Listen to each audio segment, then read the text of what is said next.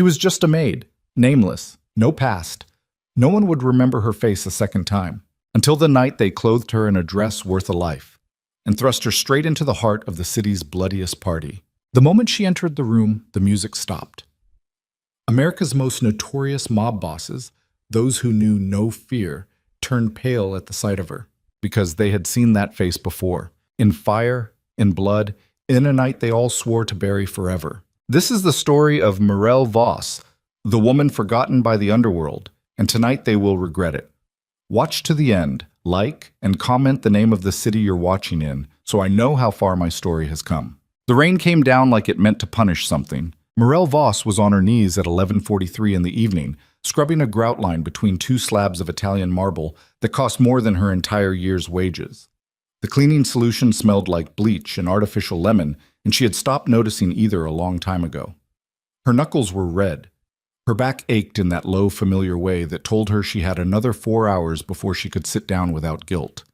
Around her, the Volkov estate hummed with the controlled chaos of preparation, caterers moving in formation, florists arguing in hushed tones over the precise height of white orchid arrangements, security personnel doing slow circuits through the corridor with earpieces and flat expressions. She was invisible to all of them.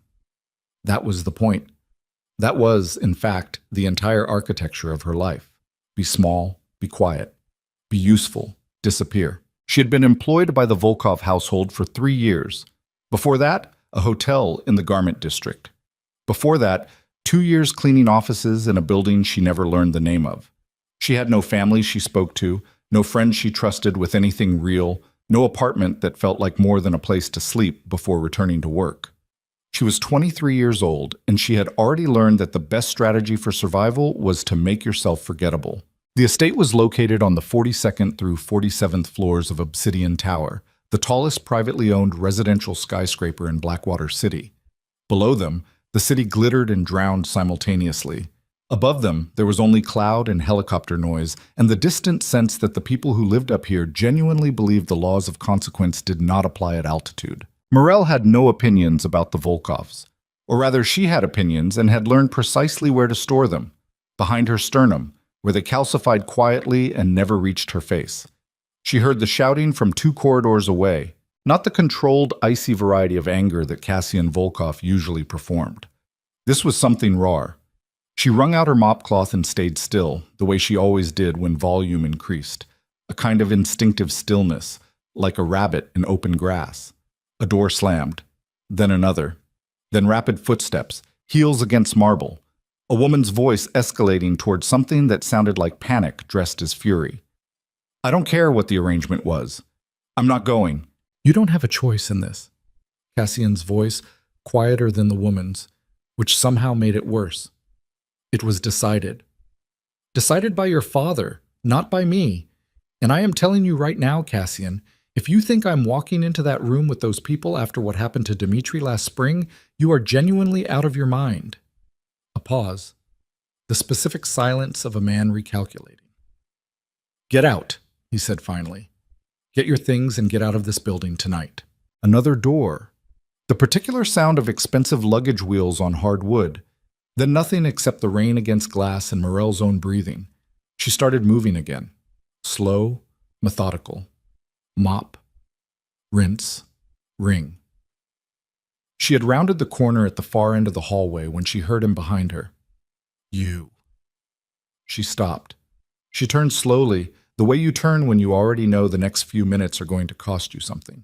Cassian Volkov was 31 years old and looked like someone had taken the concept of controlled violence and given it cheekbones. He was not a large man in the way that his father's security detail were large. He was lean, angular, with dark eyes that missed very little, and a jaw that was always slightly tighter than it needed to be. He was wearing a dinner shirt, collar open, jacket draped over one arm. He looked at Morel the way people in this building usually looked at her, with the particular gaze of someone locating an object rather than acknowledging a person. Then something in his expression shifted, just slightly, just enough. He looked at her face for a long moment, too long. "What's your name?" he said. Not a question, the intonation of a man who expected answers to arrive quickly. Mafia Boss, sir." "How long have you worked here?" 3 years? He kept looking at her. She felt the urge to look away and suppressed it. Eye contact was a complicated currency in this building. Too little meant fear, too much meant challenge. She aimed for the middle and hit something closer to exhaustion. "Come with me," he said. My shift isn't finished." "Your shift is finished." He was already walking. She followed because the alternative was not something she had the vocabulary for yet. He brought her to a dressing suite on the 46th floor, a room she had cleaned once a week for 3 years without ever properly seeing. Now, under the full blaze of the vanity lighting, it was a different space entirely.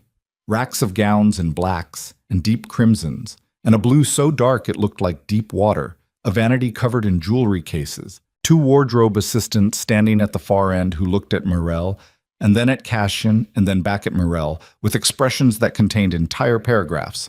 "The Delacroix gown," Cassian said to the nearest assistant, "the black one, and whatever else she needs." "Sir." The woman moved immediately. Her measurements, "Make it work." He turned back to Morel, and she saw then that he was not looking at her with attraction or cruelty or any of the things she'd spent 3 years quietly bracing for. He was looking at her with the focused, slightly detached expression of a man solving a logistics problem. "The Obsidian Gala begins in 90 minutes, he said. "You are going to attend it as my guest. You will stand where I tell you to stand, speak when spoken to, and follow my lead on every interaction. You don't need to know anything about the people in that room. You don't need to know what's being discussed. You need to stay close and look like you belong there." Morel stared at him. "I'm a cleaner. Tonight you're not." "Mr. Volkov, my guest was supposed to attend this event. She changed her mind 20 minutes ago." He paused, as if choosing whether to offer her more, and decided against it. "This is not optional, Morel. The gala requires my attendance with a companion. That is how it works. You are here, you are available, and you will do this." She felt something cold move through her chest. Not fear exactly. Fear had a specific texture, and she knew it well. This was something older, something that lived in the back of her skull and occasionally flickered on without explanation. "And if I refuse?" she heard herself say. The wardrobe assistant went very still. Cassian looked at her for a moment. "You won't," he said. Not a threat, just a man who had lived his whole life inside certainties. He walked out. Whoops. The gown was black, floor-length, with a draped neckline and a construction so precise that Morel could feel it holding her differently than her own clothes did, straightening her spine, pulling her shoulders back, reshaping the physical fact of her presence in a room. One of the assistants arranged her hair with quick, professional hands. Another pressed a narrow silver bracelet onto her wrist and stood back and tilted her head and said quietly, almost to herself, "Remarkable." Morel looked in the mirror. She had looked in mirrors before. She had never found the experience particularly interesting. She had a face that was symmetrical in the ordinary way, dark hair, brown eyes with a slight amber undertone in certain light. She was not ugly. She was not striking. She was, like everything else about her, calibrated toward invisibility. The woman in the mirror right now was not invisible. She did not recognize the feeling it produced in her chest, something between electricity and nausea. "You'll do," the first assistant said, in a tone that suggested this was a significant understatement. Cassian appeared in the doorway. He looked at her the same way he'd looked at her in the hallway. That same slight shift in his expression, there and gone so fast she almost missed it. He crossed the room without speaking, opened one of the jewelry cases on the vanity, and removed a silver chain with a small pendant. A medallion, the size of a large coin, etched with something she couldn't quite make out in the low light. He held it out. "Wear this," he said. "Don't let anyone touch it." She reached out for it, and their fingers made contact for just a moment, and the cold in her chest turned into something sharper. Not pain, not quite, like pressure behind bone. She fastened the chain around her neck and the pendant settled against her sternum, and she had the sudden, disorienting sensation that she had worn it before. She hadn't. She was certain of that, completely certain. She chose not to examine the certainty. The ballroom occupied the entirety of the 47th floor, a cathedral-scaled space of black granite and hanging crystal that turned the city lights below into a kind of continuous illumination, as if the room itself was suspended inside the skyline rather than above it. The chandeliers alone were larger than the apartment Morel grew up in. Every surface was immaculate and deliberately brutal in its elegance, the kind of beauty specifically designed to communicate power through the language of excess. She had cleaned this room. She had been on her hands and knees in here at 3 a.m, polishing things that gleamed already. She had stood in this space 100 times. Walking into it on Cassian Volkov's arm was a completely different experience, and she had to fight to keep her breathing even. The guests were already assembled, perhaps 200 of them, distributed through the space in careful clusters that looked casual and were not. She understood almost immediately that every grouping was a negotiation, every proximity a declaration. These people were not socializing. They were performing stability in an environment where stability was fiction. And they were extraordinary to look at. Men in tuxedos that cost fortunes, women in gowns that moved like liquid. Voices in at least 8 languages drifted through the ambient music. A live quartet in the far corner playing something dark and technically perfect. The air smelled of expensive perfume and cold champagne, and beneath it, almost undetectable, something that Morel associated privately with anxiety, the particular chemical compound of people under enormous pressure pretending otherwise. Cassian guided her with a hand at the small of her back, light, impersonal, directional. She was an accessory. She knew that. She kept her face neutral and her eyes moving the way she had learned to do in rooms where she was supposed to be invisible. Except that tonight, inexplicably, people were seeing her. Not in the ordinary way that people at parties notice a new face. In a different way. A way that stopped their conversations mid-sentence and produced a particular quality of stillness that spread outward from each point of contact like rings on disturbed water. The first was a heavy-set man in his 60s near the bar, Russian-accented, with the build of someone who had been large and dangerous and was now simply large. He turned from his conversation, looked at Morel, and the glass in his hand simply stopped moving. He did not speak. He stared with an expression that took her a moment to identify, because she had never been the target of it before. He looked terrified. Cassian. She kept her voice low. That man, ignore him. He's staring at me. Most men stare at beautiful women. Keep walking. That was not what was happening, and they both knew it, but she kept walking. The second man was younger, mid-40s, South American in presentation with the kind of controlled stillness that Morel associated with people who made consequential decisions quickly. He was in conversation with 2 other men near the center of the room, and when Morel passed within 15 feet of him, he stopped speaking entirely. She felt his gaze on the back of her neck like a physical pressure.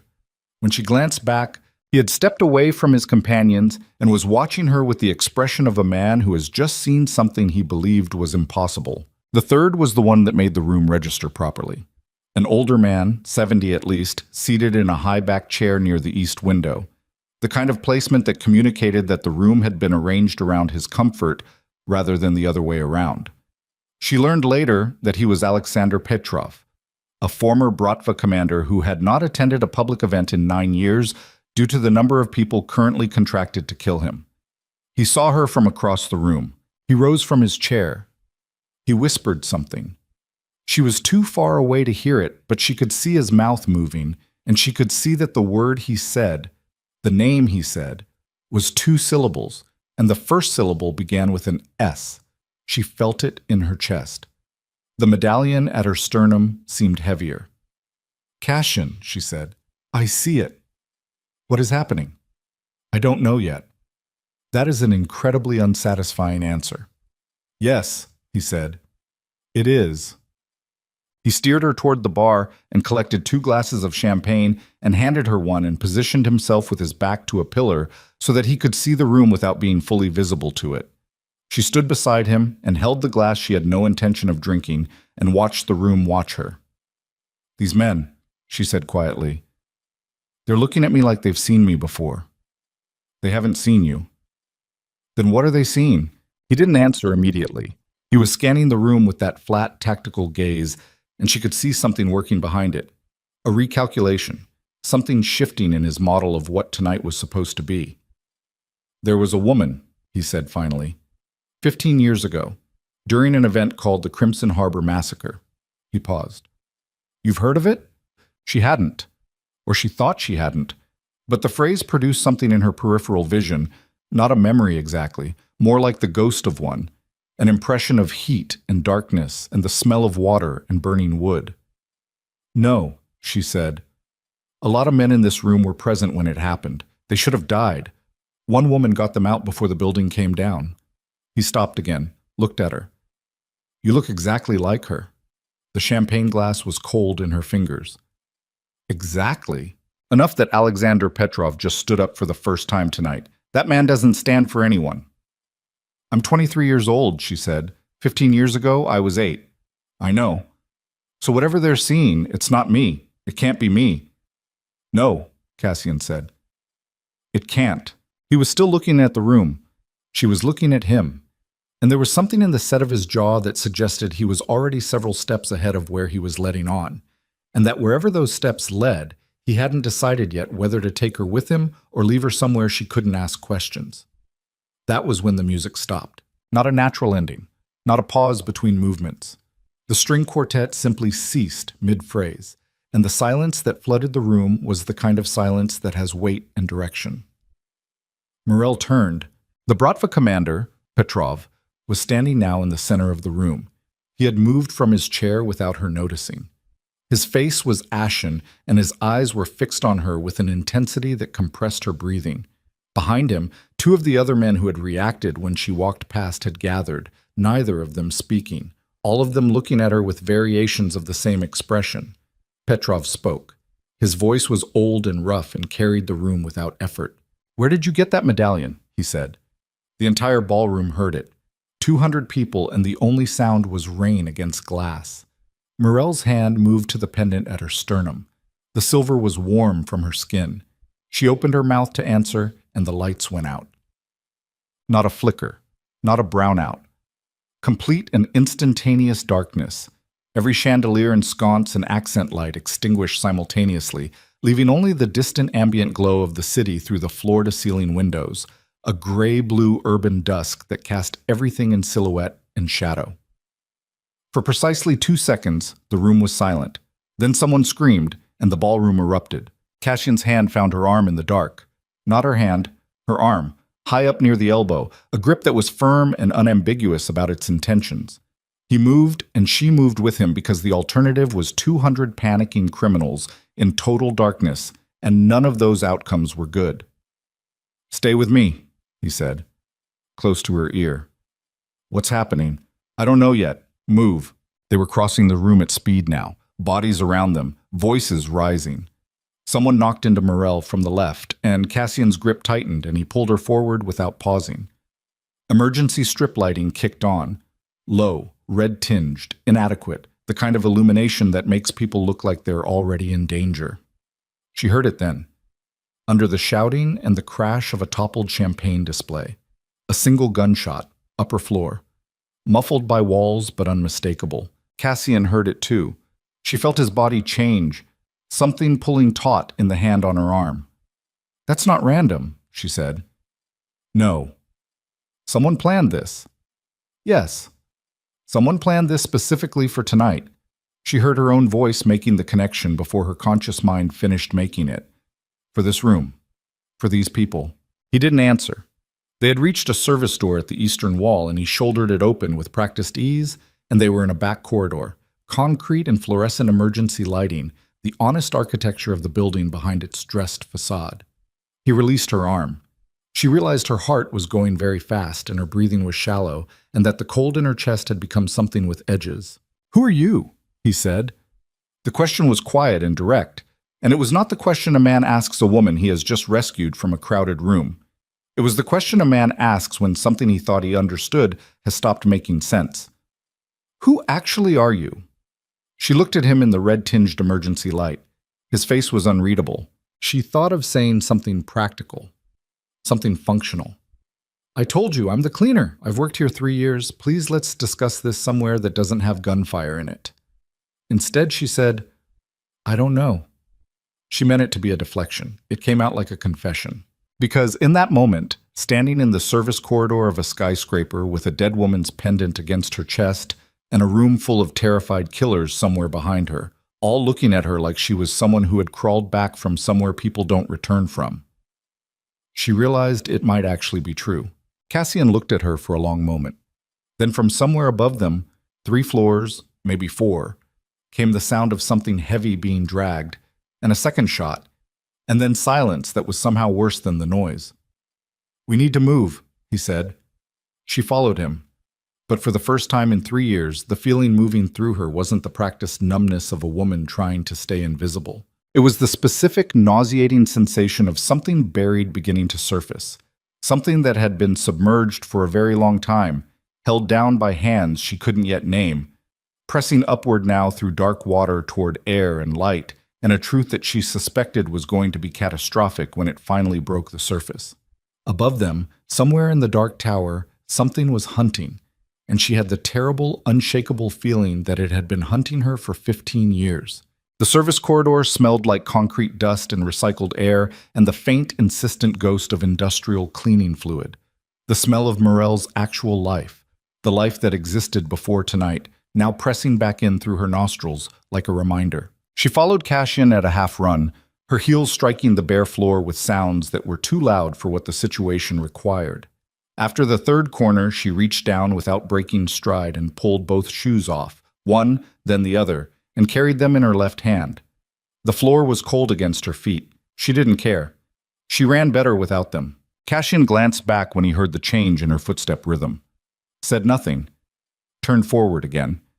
She noted that he did not slow down to accommodate her, which she respected more than she would have respected the alternative. They descended 2 floors via an emergency stairwell.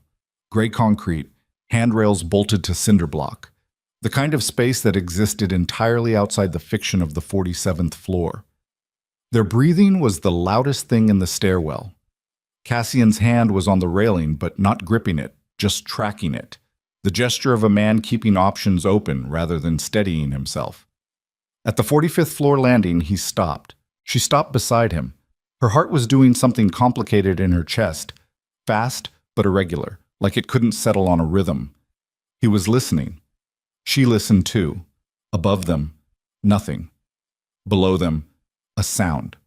Low, almost subsonic. Not mechanical. Footsteps, she realized. Slow, deliberate footsteps on a floor somewhere beneath them, moving with the specific patience of someone who was not lost and was not running. Someone who was searching. "Up or down?" she said. "Neither, right now." "That's not a direction." "No." He turned and looked at the door on the 45th floor landing. "It's a pause." He pushed the door open and checked the corridor beyond. A quick, economical scan, less than 3 seconds. "Come on." Cool. The 45th floor was residential, guest suites for the Volkov family's visiting associates, which meant it was furnished to a standard that normal buildings reserved for their lobbies. The corridor was wide and carpeted in deep charcoal, motion sensor lighting coming on in sequence ahead of them as they moved, which was exactly the kind of thing Morel would normally have found reassuring, and tonight found horrifying. Cassian pulled her into an alcove as a light triggered 30 feet ahead. They stood close in the small space, her shoulder against his arm, both of them watching the corridor. 15 seconds. 20. The light timed out. Nothing. "Who's the shepherd?" she said. He looked at her sideways. "I heard 2 of your security men say it in the ballroom right before the lights went out. One of them said, 'The shepherd is already inside.' That was not an expression of relief. A beat. Where did you learn to listen like that?" 3 years of being invisible in rooms where people talk freely. Answer the question. He was quiet for a moment, deciding. She could feel it in the slight tension of the arm beside her. Not the kind of tension that precedes lying exactly, but the kind that precedes giving someone less than the full truth and hoping they'll accept the partial version. "A contractor," he said finally. "Independent, works across multiple organizations. An assassin. A specialist. Cassian." Her voice was flat. "Don't." He looked at her. Something moved in his expression. The particular friction of a man whose habit of controlling information is encountering someone who won't be managed. "Yes," he said. "An assassin. One of the best currently operating. We don't know who hired him or when he came in. We don't know the target. But the power cut was his signature. He blacks out a building, uses the chaos to move, and by the time the lights come back on, the job is already done. And the job is someone in that ballroom, presumably. Or, she said, the job is the woman who walked into that ballroom and made Alexander Petrov stand up from his chair for the first time in 9 years. The silence that followed was the wrong shape for a denial. You thought of that already, she said. I thought of it. Before or after you grabbed my arm in the dark? He didn't answer, which was, she was learning, its own kind of answer. She stepped out of the alcove and started walking. She didn't know where she was walking to, but standing still in a dark corner waiting to see what happened next was not something she was willing to do anymore. And she recognized that the decision itself was new, that 3 years ago or 3 hours ago, she would have stayed exactly where someone told her to stay. And she wasn't entirely sure what had changed except that something had. Morel! He caught up with her in 2 strides. You don't know this floor. Then walk next to me instead of behind me. Another beat. He moved up beside her. He brought her to a suite at the far end of the corridor. Not a guest room, but a working space. A room with long tables and mounted screens, and the general atmosphere of somewhere decisions were made and then insulated from accountability. He locked the door behind them and went immediately to a panel on the wall, opened it, and began manually overriding something in the building's communication system.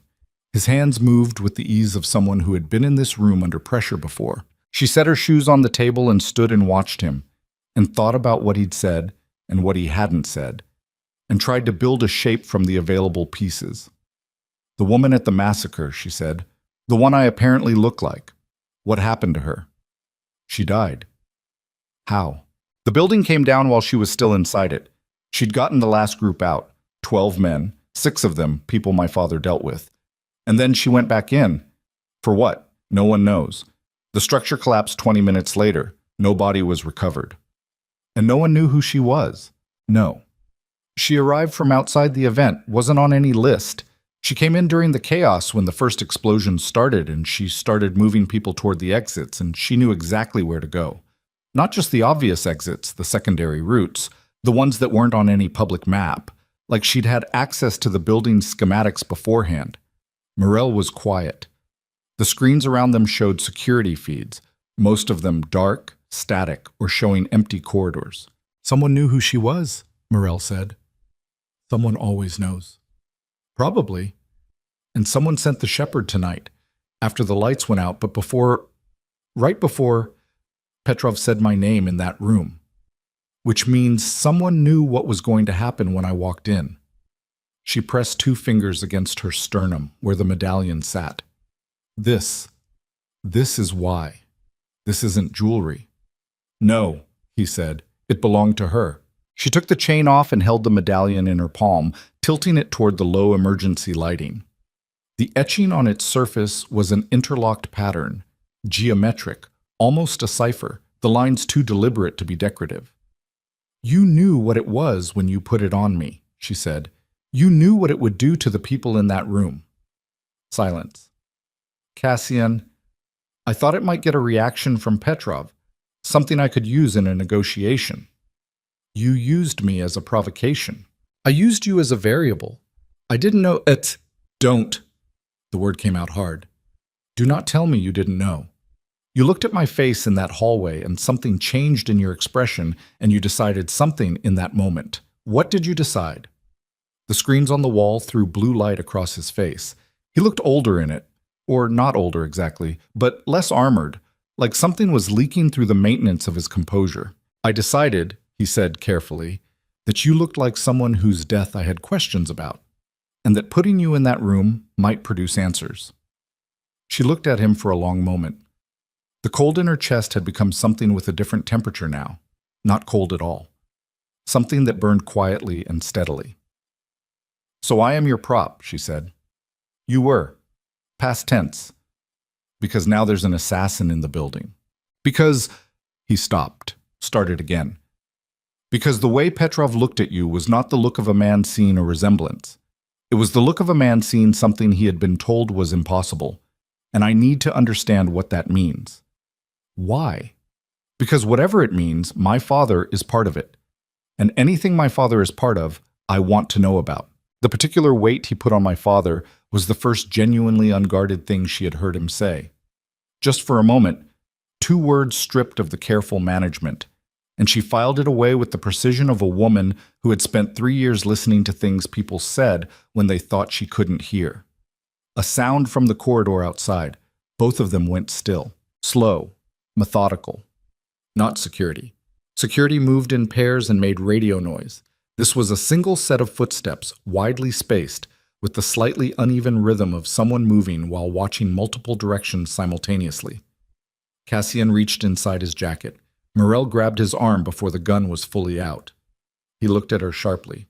She shook her head, pointed up. Above them, the ventilation duct ran along the ceiling. She had cleaned this floor. She knew its geography the way she knew every floor she had ever worked.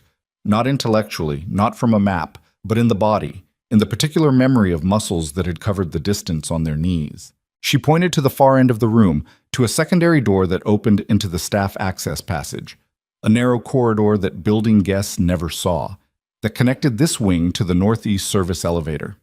He understood. He put the gun back. They moved to the secondary door as the footsteps in the main corridor paused just outside the suite's main entrance. She heard the handle try, a single, testing rotation. They were through the secondary door and into the staff passage before it completed. The staff passage was tight and utilitarian and smelled like her life. She navigated it in the dark from memory alone, her bare feet reading the floor's slight imperfections as landmarks. Cassian stayed close behind her, one hand on the wall, matching her pace without asking how she knew where to go. They reached the northeast service elevator and she hit the call button. The mechanism engaged above them, cables moving, the low machinery sound of the building's hidden infrastructure doing its work. "You know this building," he said, quietly. "I work in it. You navigated that passage without light. I told you. 3 years." She kept her eyes on the small indicator above the elevator doors. "I know every floor between 38 and 47. I know the guest suites and the staff passages and the loading bays and the back stairs and where the cameras are positioned and where their blind spots are." "Why would you need to know where the blind spots are?" She almost said, "I don't know" again. She swallowed it. "Because I do," she said. "I've always done that. Every building I've ever worked in. I learn the exits first. I find the places where no one can see you. I don't know why. I've just always done it." The elevator arrived. She stepped in and turned around, and he was looking at her with an expression she hadn't seen on his face yet. Not calculation, not management, something closer to the look Petrov had given her, except his version came without the terror. His version came with something that looked disconcertingly like recognition. "What floor?" she said. 42. His eyes were still on her face. "My father's private level." The doors closed. "That's where you want to go," she said. "Now, with an assassin in the building and no power and 200 criminals doing God knows what in the dark above us. 42 is where the archive is. Physical archive. Volkov family records going back 30 years. Paper, hard drives, backed up offline specifically so it couldn't be accessed or remotely destroyed." He paused. "If the answers to your questions exist anywhere, they're there." "My questions," she said, "don't you have them?" She thought about the smell of burning water, the impression of heat and darkness that the words Crimson Harbor had produced, the medallion in her hand, warm from her skin, the weight of it seeming to mean something her mind couldn't access, but her body apparently remembered. "Yes," she said. The elevator descended. The 42nd floor was different from everything above it. No charcoal carpet, no curated lighting. The corridor here was simple, painted concrete, functional fixtures, the kind of aesthetic that belonged to a man who didn't perform power for the benefit of visitors because he never needed to. This was where Mikhail Volkov actually lived, not in the dressed spaces above, not in the theater of the Gala. Here, Cassian moved through the corridor with a different quality than he'd had upstairs. Faster, more economical, but with a tension underneath it that aged him visibly. His jaw was set in a way that told her this was not a floor he found comfortable regardless of circumstances. He stopped at a door and produced a key card from his jacket and held it to the panel. The panel beeped once, twice, and then showed red. He held the card again. Red. He changed the access, Cassian said. Very quiet. Flat in a way that contained considerable volume. Does he know you were going to come here? No one knew. He stepped back from the door, looked at it, looked at the panel. No one could have known. I decided to come here in an elevator 40 seconds ago. Then he changed it before tonight. Yes, because he expected... She stopped. Started again. Because he knew something was going to happen tonight that might make you want to come down here and look at records. Cassian stared at the panel. His breathing was even, but she could see something moving underneath the evenness now. Something large and poorly contained, like pressure building behind a wall that was structurally adequate until it wasn't. I can get in, she said. He looked at her. Staff override. Building maintenance protocol. These rooms have a secondary access for emergency servicing. It can't be revoked remotely. It's physical. It's in the base code of the lock mechanism. She already had the medallion in her hand. Not to use it, just something to hold. A physical anchor. I need a maintenance toolkit. There's a wall panel for access 30 feet back and to the left, gray cover, recessed flush with the wall. You won't see it if you don't know it's there. He went. She heard him find it, heard the panel come open. He returned with a flat toolkit. Basic, functional, exactly what she needed. Stand back, she said. It took her 4 minutes. Her hands were steady, which surprised some small part of her and didn't surprise the rest. She worked in the dim corridor lighting, aware of the sounds of the building around her. Distant, altered sounds. Sounds that spoke of a structure under stress. And when the lock mechanism released with a soft click, she straightened and opened the door and stepped into Mikhail Volkov's private archive. The room smelled like old paper and cooling systems and time. Filing cabinets along 3 walls, a bank of hard drives on a central rack, 2 work tables covered in organized stacks of documents, a framed map of Blackwater City's waterfront district from the 1990s on the far wall with hand-annotated coordinates. Cassian moved immediately to the filing cabinets. He pulled drawers with purpose. He knew the system. She could see that. Had been in here before. Looking for something specific. His movements had the focused intensity of a man who had been carrying a question for a long time and was finally in the room where the answer might live. Morel moved to the work table. She didn't know why she moved toward it specifically. Something in the organized stacks. Not a memory. Not quite. But a pull. The same mechanism that had navigated the dark corridor upstairs.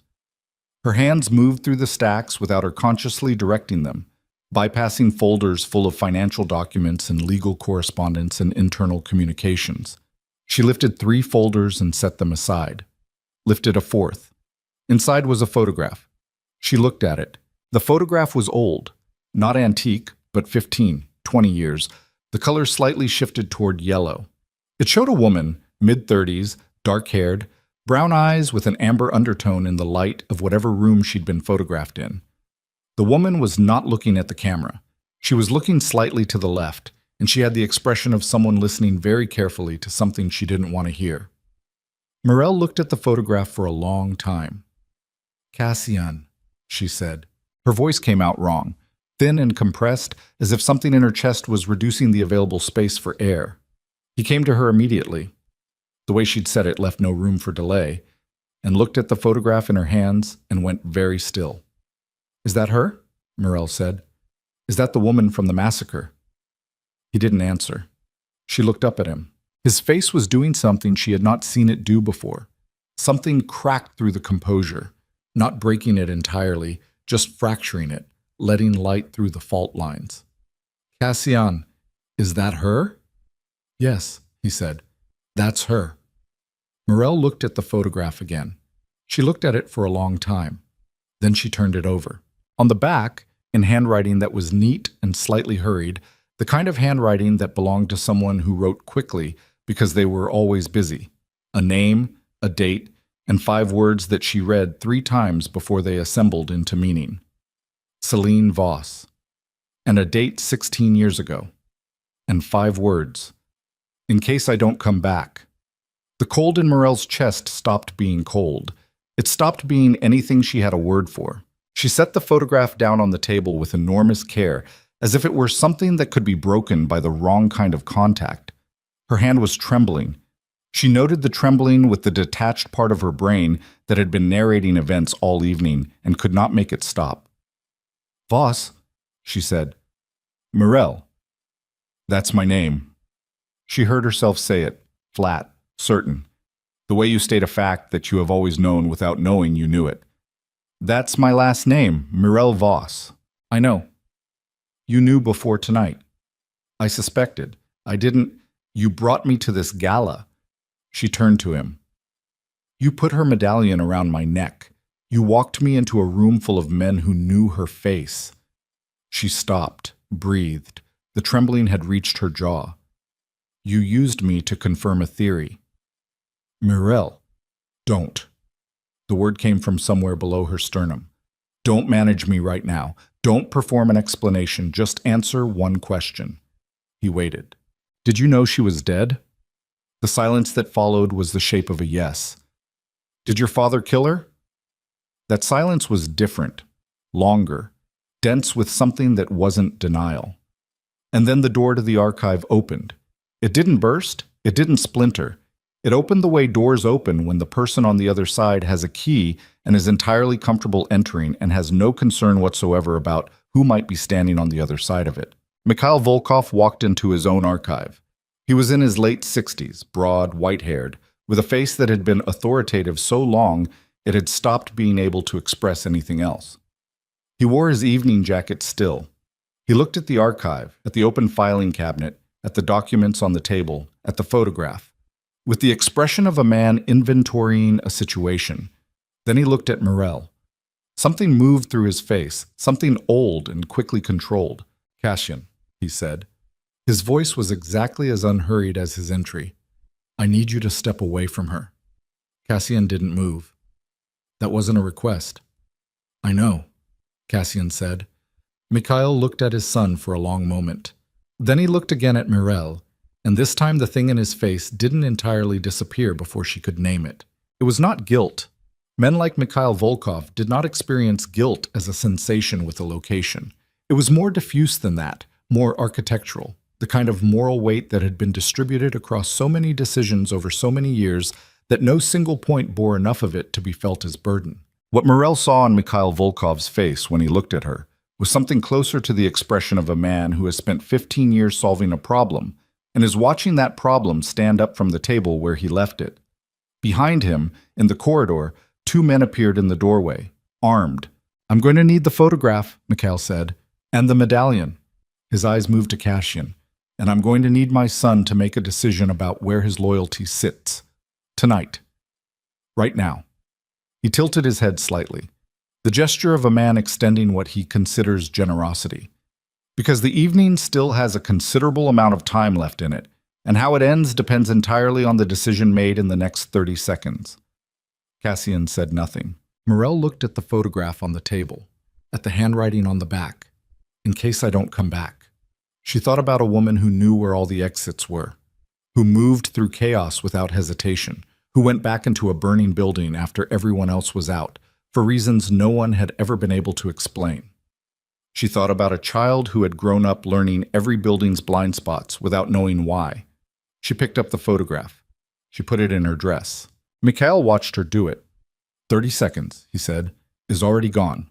The two men in the doorway raised their weapons, and Cassian Volkov stepped between them and his father's daughter.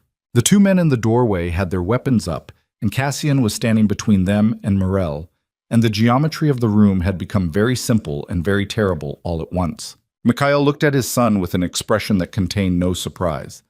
That was the thing Mirel registered first. Not anger, not disappointment, not the parental devastation of a man watching his child betray him.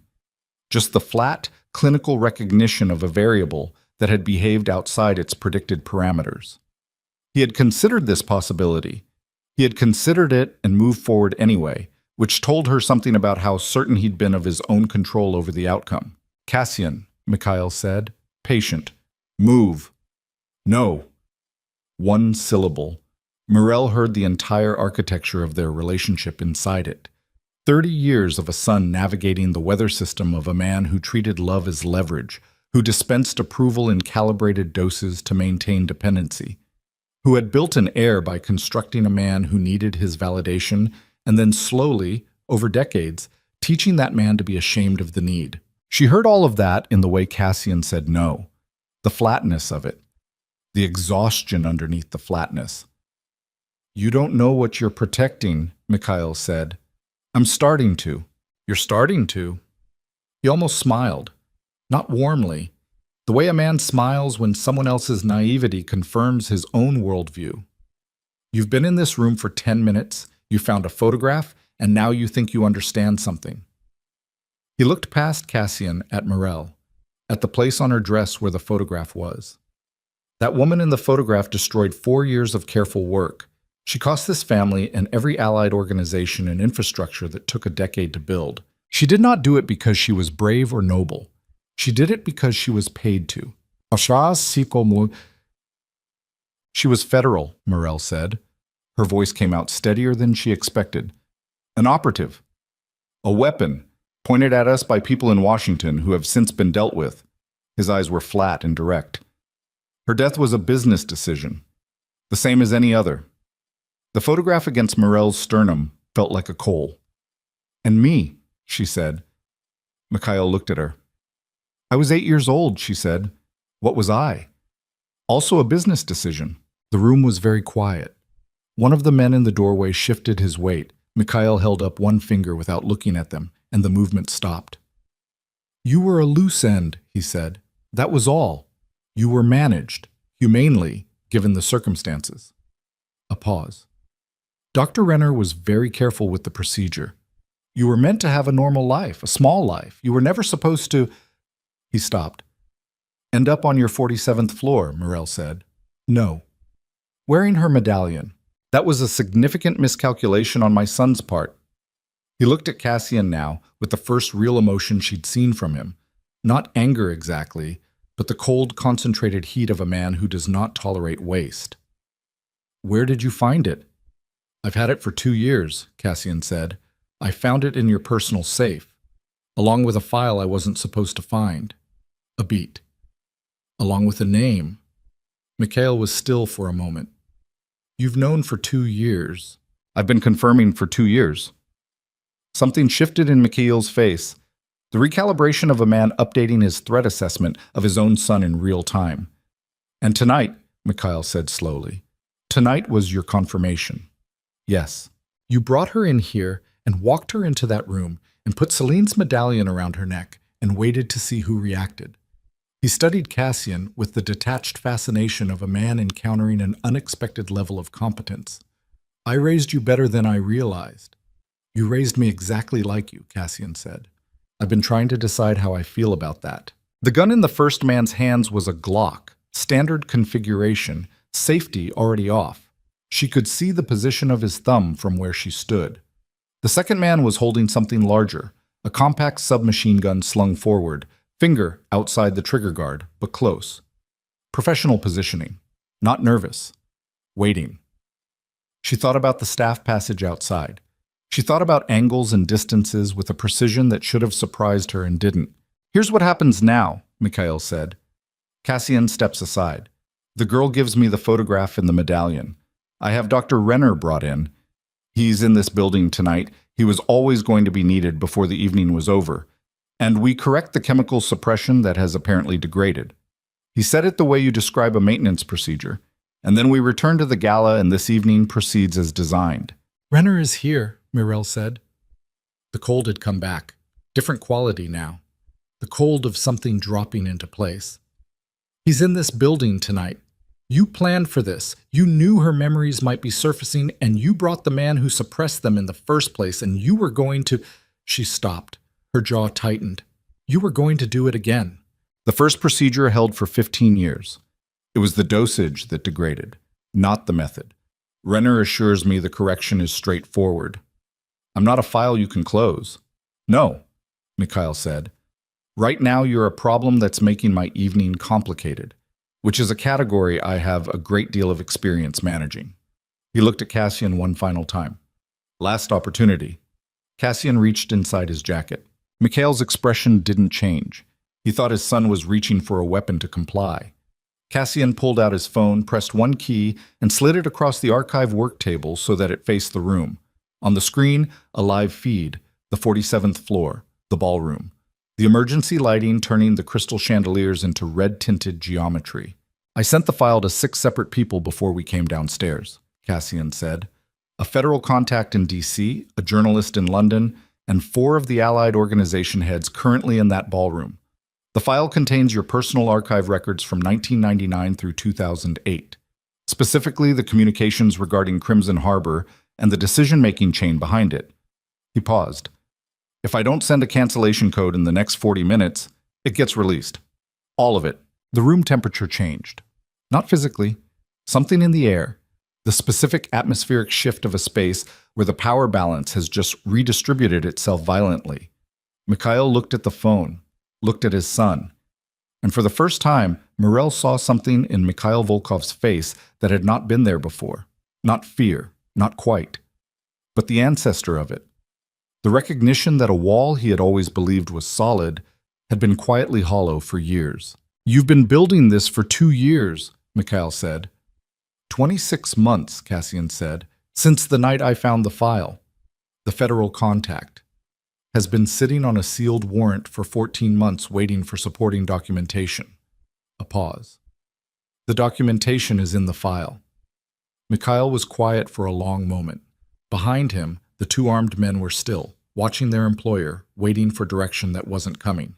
Then Mikhail said, Renner, and the secondary door, the one Morel had used to pick the lock, the door to the staff access passage, opened. Dr. Renner was 63 years old, small-framed, with the precise grooming of a man who used external orderliness to signal internal competence. He wore his evening clothes with the slight discomfort of someone more comfortable in a lab coat. His hands, which were visible as he stepped into the room, were completely still. He looked at Morel. She looked at him. And something in the back of her skull, behind her eyes, below thought, in the animal strata of the mind that processed threat before the conscious brain had assembled the vocabulary for it, detonated. She knew his face. She knew it the way you know the face of someone who was present during the worst moment of your life. Not with warmth or familiarity, but with the body, with the lizard architecture that stored danger. Her hands went cold. Her breathing changed. She was across the room before she had made any decision to move, the work table between her and Renner, before she could have articulated why. You remember me, Renner said, quietly. Academic curiosity in his voice, the tone of a man noting an interesting data point. The degradation is further along than I thought. Don't. The word came from somewhere without a name. Morel, Cassian said. She has a physiological response, Renner said to Mikhail. Conversational, as if she were not in the room. Elevated cortisol, adrenal spike, probably tachycardia. The body stores procedural trauma differently than cognitive memory. The suppression blocked the narrative, but not the somatic imprint. He tilted his head. It's actually a fascinating case. I've never had a subject survive to this developmental stage with the suppression intact. Most cases... Stop talking about me like I'm a case, Morel said. He looked at her, mildly. The mildness was worse than hostility. Hostility she could have categorized and responded to. This was something that didn't see her as a party to the conversation. I was 8 years old, she said. Yes, you put something in me that took my mother away from me. Not her death. My memory of her. You took... She stopped.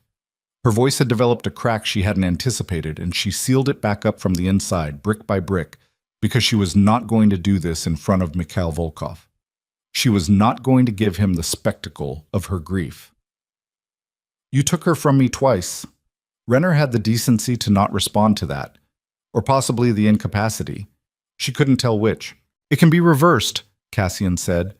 He was looking at her, not his father, not Renner, her. Some of it. Renner is not coming near me. Her eyes didn't leave the doctor. Ever, under any circumstance. The retrieval process is straightforward. I said no. The quiet in the room had a different texture now. Mikhail was watching the exchange with the stillness of a man cataloging weaknesses. She felt it. The specific sensation of being studied by someone whose relationship to human vulnerability was entirely strategic. She turned to face him. "Your file," she said to Cassian. "The one you sent. What's in it exactly?" "Communications between my father and 6 other organization heads planning the Crimson Harbor operation. Financial transfers from 14 offshore accounts, a purchase order for the detonation materials used on the harbor structures, and a document authorizing payment to Renner for his work on—" He stopped, chose the word. "On you." She absorbed this, assembled it. "It names the other organizations," she said. "Yes. The ones currently represented in that ballroom upstairs. Most of them. So when you sent the file to 4 of those organization heads, they now know that Mikhail's original Crimson Harbor communication blamed the operation entirely on the Petrov faction. They know they were told they were being protected from a Bratva betrayal. They know that was a lie." A pause.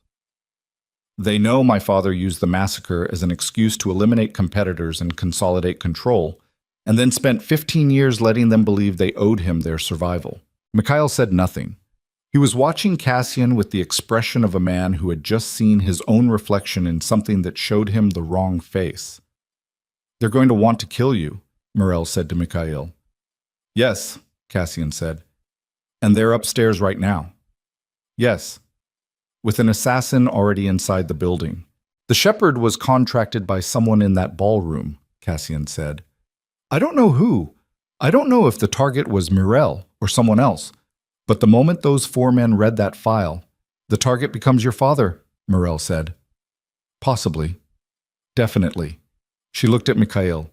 "You built your empire on a lie, and tonight the lie is in the pockets of every man it was told to." She paused. "How does it feel?" Mikhail looked at her with something that was almost respect.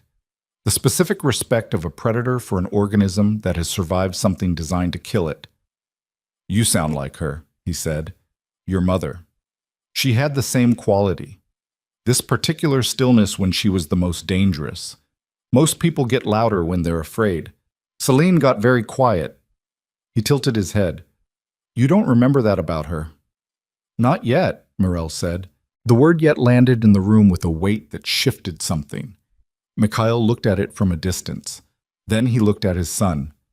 Then he made a small gesture, almost nothing, barely a movement, and the 2 armed men in the doorway stepped fully into the room. "Here's the practical reality," Mikhail said. The patience in his voice had cured into something harder. "The 4 men who received that file are, in this moment, reading it and making decisions. Whatever decisions they make will be made upstairs, and whatever happens upstairs will happen whether we are in this room or not. The shepherd is operational and will continue to be operational until someone stops him or he completes his contract." He looked at Cassian. "The cancellation code for your file release. You'll give it to me." "No." "Cassian." "No." Mikhail closed his eyes briefly. The gesture of a man employing enormous patience with a disappointing subordinate. When he opened them, he was looking at Morel. "She goes to Renner," he said. "Voluntarily or not. That part is not negotiable." "If you touch her," Cassian said, "the code doesn't matter. The file releases." "If the file releases, the 4 men upstairs start a war in my building tonight.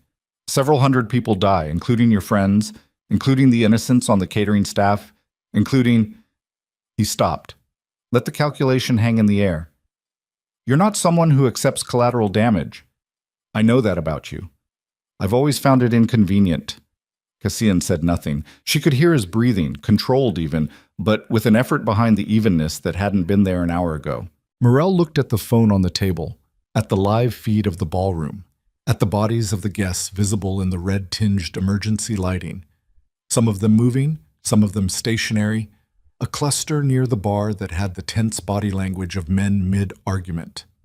She thought about the medallion, about the handwriting on the back of the photograph pressed against her chest, about a woman who had gone back into a burning building. She thought about what kind of person does that, what you'd have to believe about the value of other people's lives versus your own to walk back toward the fire.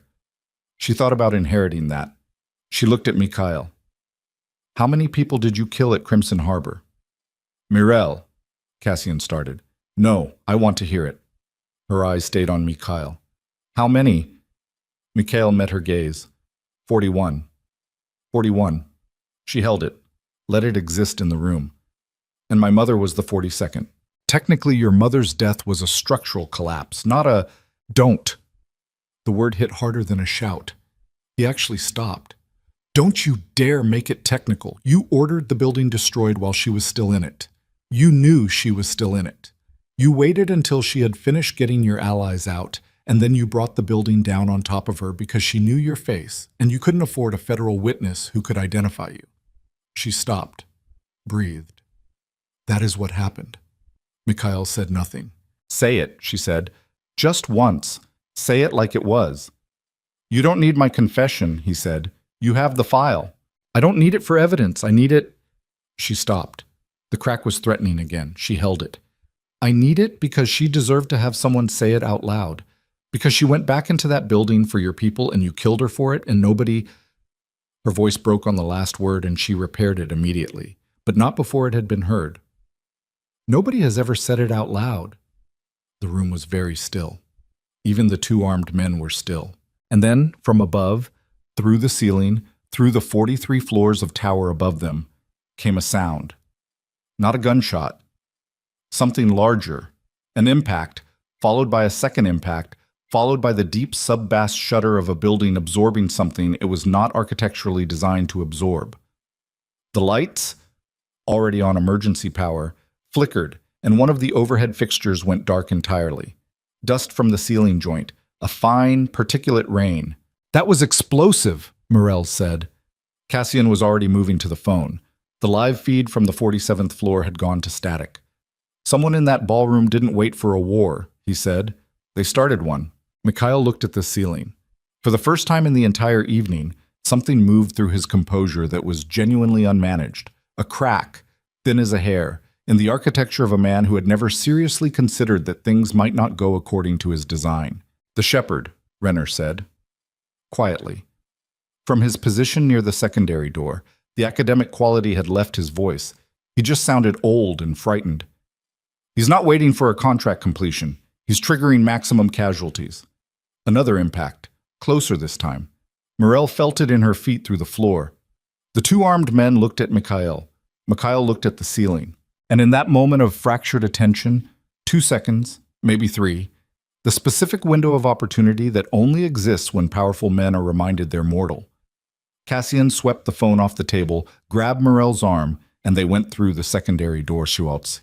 The staff passage received them back into its dark utility, and Morel pulled her arm free and ran.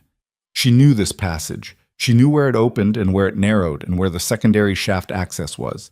She ran with the lights off and her feet reading the floor, and Cassian keeping pace beside her with the particular quality of movement of a man who had finally stopped managing and started simply going.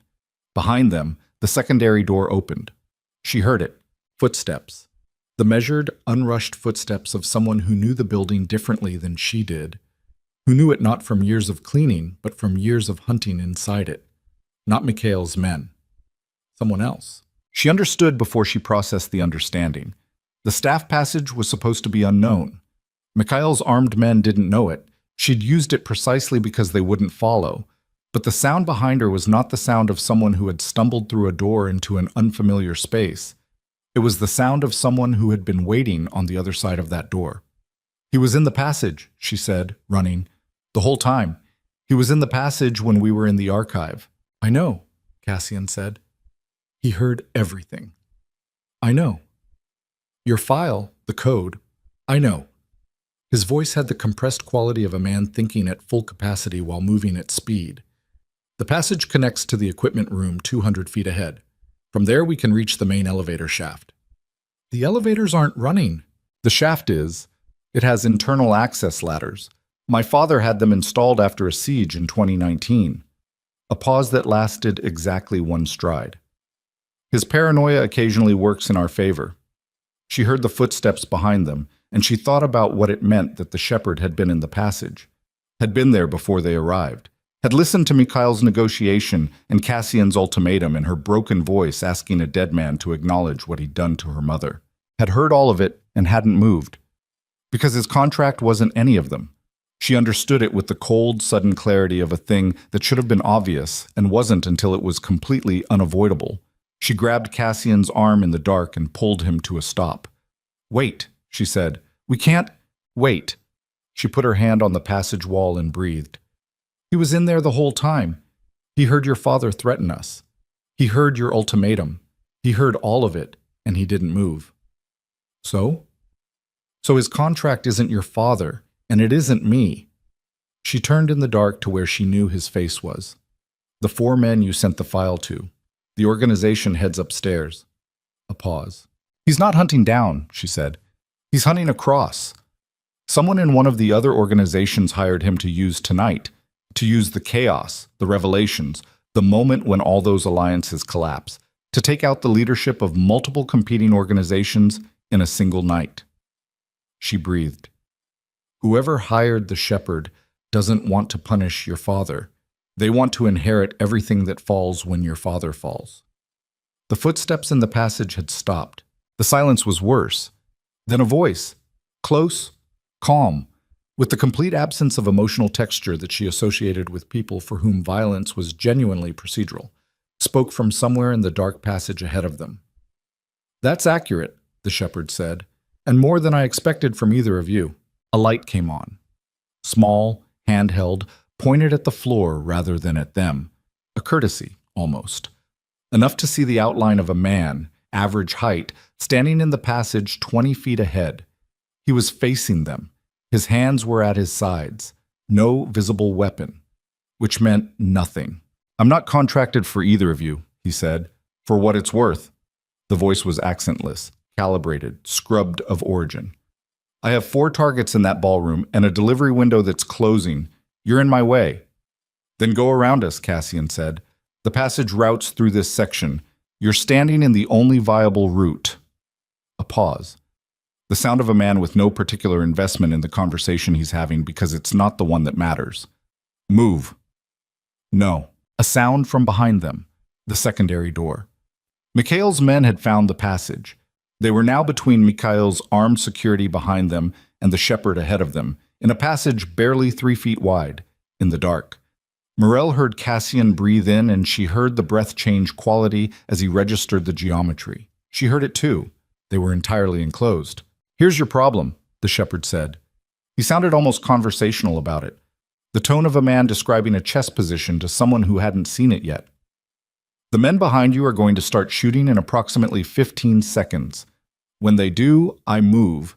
And when I move," a pause. "You'll want to be somewhere other than between us." "Where do you suggest?" Morel said. He looked at her for a moment. In the low peripheral light, she could see the outline of his face. Neutral, still, the face of a man who had long ago stopped wearing expressions. "There's a maintenance hatch in the left wall," he said. 12 feet behind you, leads to the building's water reclamation access. Not a comfortable route, but a route. "Why are you telling us that?" Cassian said. "Because I'm not contracted for either of you," he said again. "And because the girl—" He paused. For just a moment, something crossed his face that she couldn't name. "The girl is going to need to be alive for what comes next." "What comes next?" Morel said. The footsteps behind them were accelerating. The shepherd looked at her. "You already know," he said. "You've been figuring it out since the ballroom." She had been. She didn't want to have been. Because what she'd been figuring out, the shape of it, the terrible logical architecture of it, meant that the photograph against her chest was not the end of the truth. It was the beginning of it. And the beginning was worse. Cassian found her hand in the dark. Not a romantic gesture, tactical, grounding, the grip of someone making sure they don't lose each other in what comes next. She held it back without deciding to. "The hatch," she said. 12 feet, the shepherd confirmed, already looking past them. Behind them, the first shot was fired. They ran. The maintenance hatch was exactly where the shepherd said it would be. Morel hit it at full speed, shoulder first, the impact traveling up through the joint and into her neck with a bright flare of pain that she catalogued and set aside because the alternative was stopping.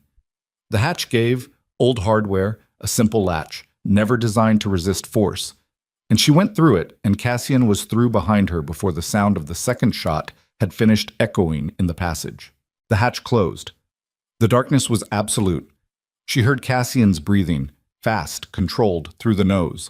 She heard her own, less controlled, working harder. She pressed her back against the hatch and felt the vibration of movement in the passage on the other side of it. Running, then a sound she identified after a half-second as a body hitting the passage wall, then silence. Then a single shot. Close. Then nothing. "The shepherd," Cassian said, quietly. Not a question. "Yes. He just cleared a path. Through your father's men." Neither of them said anything for a moment. She became aware of the space around them gradually.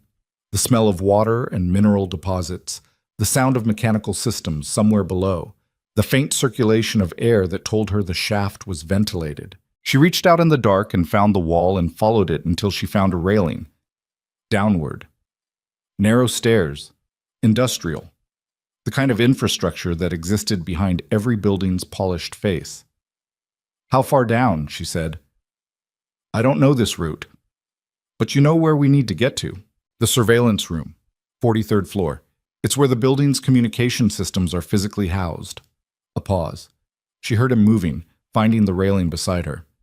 "If my father is going to try to kill the file, to intercept the release, he'll do it from there. And if the evidence is going to be broadcast to every screen in that building, every screen in that Gala, we need access to those same systems." She started moving down the stairs. "You want to broadcast the file?" "Not the file. The recording." She stopped. "What recording?" she said. The sound of his movement stopped too. Two people in the dark, on a narrow staircase inside a building under siege, having the conversation that the entire evening had been building toward. "The shepherd said you'd figure it out," Cassian said. "In the passage. He said you already knew, and I think you do." The photograph against her chest. "In case I don't come back." The word, "in case," not a resignation, but a preparation. The distinction between someone who expected to die and someone who expected to have done something first, in the event that they couldn't deliver it themselves. "She left a recording," Morel said. "Yes." "Where?" "In the archive." A pause. "In the wall behind the map. I found it 2 years ago when I found the file. I couldn't listen to it. I don't know why." A pause that carried weight. "I left it there." She thought about a woman who moved through chaos knowing exactly where the exits were, who had schematics of a building she had no legitimate reason to know, who had left a medallion and a photograph with 5 words written on the back, a woman who had been building a case, who had known she might not survive to deliver it, who had hidden the delivery mechanism inside the archive of the man who was going to try to destroy her. "She put it there," Morel said. "She put it in his building herself, before the massacre, when she still had access." "Yes." She knew the archive would survive. She knew he'd preserve his own records above everything else. "Yes." She used his need to document himself against him.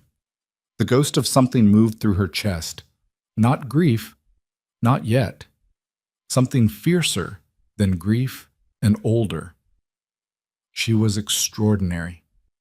"Yes," Cassian said. The word had its own weight. She was. They started moving again. The water reclamation access deposited them into the mechanical room on the 41st floor, a space of pipes and pressure gauges, and the constant white noise roar of building systems doing their work regardless of what was happening above them. Emergency lighting here was stronger, orange, industrial, throwing hard shadows. Her bare feet hit concrete warm from the pipe infrastructure running beneath it. She could feel the building differently now. The 2 explosions had changed something in its vibration, a subtle alteration in the way it transmitted sound, a micro shift in structural resonance that her body registered without her being able to quantify it. She had cleaned this building for 3 years. She knew what its normal felt like in the soles of her feet. This was not normal. "We need to go up," she said. "1 floor. The surveillance room is 43, and the archive is 42. We need both." He looked at her. In the orange light, his face was striped with shadow, and she could see the exhaustion starting to show, not in his posture, which was still precise, but around his eyes. The particular exhaustion of a man who has been holding something together by force of will for a very long time and is approaching the radius of his own endurance. The archive first, she said. The recording, then 43. The recording is audio. We'd need to transfer it to a format the building system can broadcast. What format is it? Physical tape, small recorder, early digital, the kind that was standard issue for field operatives in 2008, she thought. The surveillance room will have conversion equipment, standard building security records, everything. Old and new format compatibility is a baseline requirement. She was constructing the sequence in her head as she spoke. We get the recorder, we take it to 43, we convert and broadcast from there. If the building communication system is still operational, is there a reason it wouldn't be? Explosions. The communication system runs on its own power circuit, separate from building power. I know because I spent 6 months cleaning the server room on 43, and the maintenance crew was in there every other week because the isolation circuit kept tripping. She paused. I know this building. He looked at her for a moment, the same look he'd given her in the elevator when she'd navigated the dark passage, that look of encountering something he hadn't predicted. Then he turned toward the emergency stairwell access on the east side of the mechanical room. 42 first, he said. They came up through the stairwell with guns. Cassian had taken one from the passage floor in the dark. She hadn't seen when, had only registered the weight of it in his hand when they reached the mechanical room. He went through the 42 door first, and she followed, and the corridor was empty, and the archive door was still open from when they'd left it. The room looked wrong. It took her 2 seconds to identify why. Renner was gone. The 2 armed men were gone. The table was partially cleared, the documents stacked differently. The financial files that had been toward the left shifted rightward, as if someone had moved through them rapidly, looking for something, looking for the recording. He already came down, she said. Cassian crossed to the map on the far wall immediately. She watched him press the lower right corner of the frame, then the upper left, then run 2 fingers along the bottom edge. A panel released, small, the size of a thick hardcover book, hinged flush with the wall and painted over, entirely invisible unless you knew the precise sequence to open it. Inside, a small device, matte black, the size of a deck of cards. Old hardware. A small indicator light on its face, red, meaning charged. He held it without turning it on. She understood without asking. She had understood it in the elevator when he said he'd never listened to it. She understood what it meant to spend 26 months building a case for someone you'd never met, carrying the evidence of their mother's voice inside a dead woman's building, not able to press play. She took it from him. She pressed play. The recording quality was what it was, compressed, slightly hissed at the edges, the sound of a room with hard surfaces and bad acoustics. But the voice was clear. Clear enough. A woman's voice, lower than Morel would have expected, with a precision of language that had nothing to do with formal education and everything to do with someone who thought very carefully before she spoke. If you're hearing this, I didn't make it out, which means the recording did what I couldn't do myself, and I'm choosing to believe that's enough. My name is Celine Voss. My operative number is... And here she recited a string of digits that meant nothing to Morel, and clearly something to the larger architecture of the world Celine had worked inside. I have been embedded in the Volkov organization for 14 months. The following is a complete account of the Crimson Harbor operation, its planning, its execution, and its authorization chain. Mikhail Volkov originated the operation. The target was not the rival organizations he told his allies he was protecting them from. The target was the evidentiary record of a trafficking network operating through Blackwater City's harbor infrastructure, connecting 9 criminal organizations to 37 political figures across 4 countries. The massacre was designed to destroy that record and eliminate the independent auditors hired to verify it. 41 people were killed. 17 of them had no knowledge of the network's operations. 4 of them were my colleagues. A pause. The sound of breathing. Not distressed, controlled. The breathing of a woman composing herself for what came next. I have a daughter. Her name is Morel. She's 8 years old. If I don't come back, there is a contingency in place for her protection, but I want it documented that she is not to be involved in anything related to this operation or this network. She is to have a normal life. Another pause. Longer. I know that's probably not how this works. I'm a realist, but I'm also her mother, so I'm saying it anyway. The following is a complete list of names, accounts, and operations. Morel stopped the recording. She stood in the archive of the man who had killed her mother, holding the voice of a woman she hadn't been allowed to remember, and she let the burning in her throat run its course, and she did not make a sound. Cassian did not try to say anything. He stood nearby and let the silence be what it was. She was beginning to understand that this was one of the few genuinely decent things about him. This quality of stillness, of not filling a space with noise when noise would only be performance.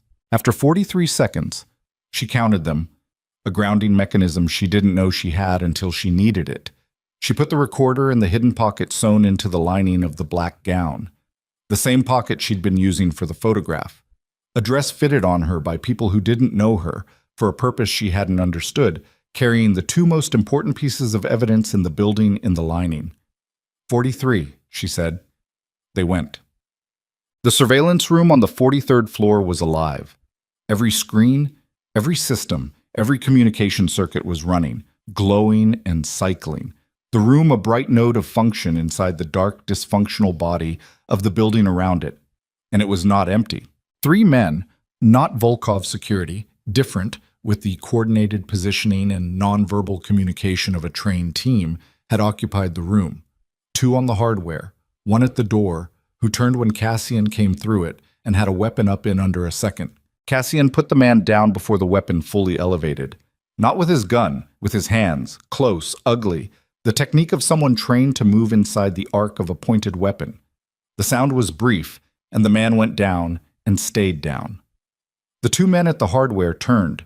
Morel was already inside the room. She picked up the nearest object with mass, a metal equipment case, small, roughly 4 kilos, and threw it at the closer of the 2 men with an accuracy that came from the same place as the dark passage navigation, the same place as everything she'd been doing tonight that she couldn't fully explain.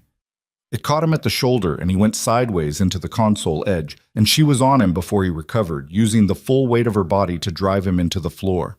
It was not elegant. Her knee hit the console edge on the way down, and she felt the skin split against the metal, and a hot bloom of pain radiated up through her leg.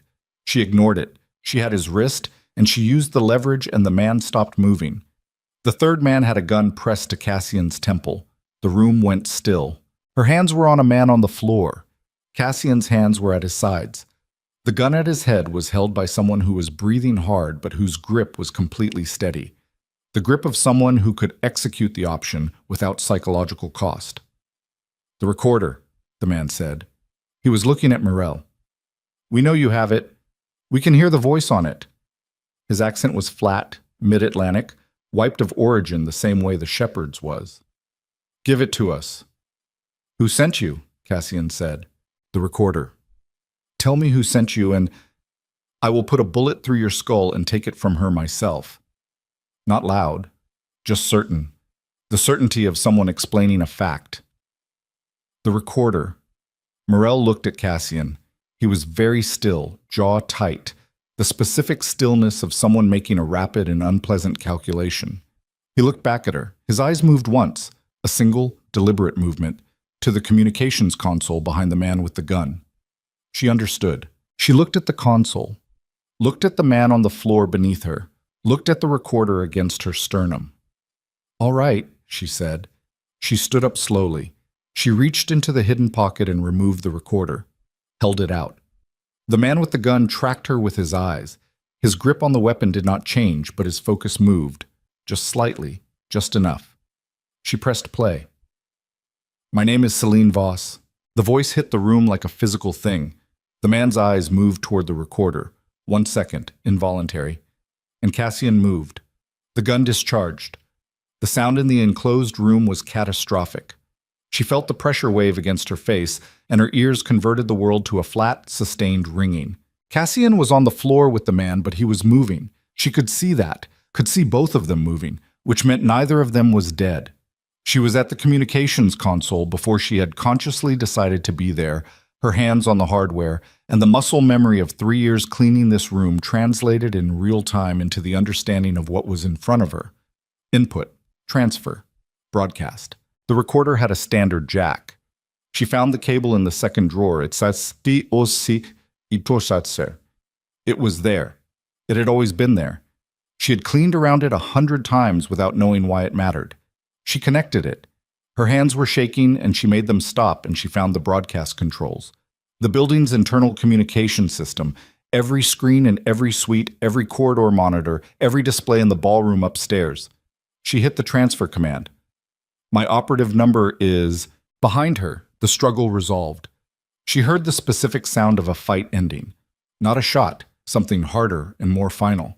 And then Cassian's breathing, close, ragged, just behind her. Is it working? She said.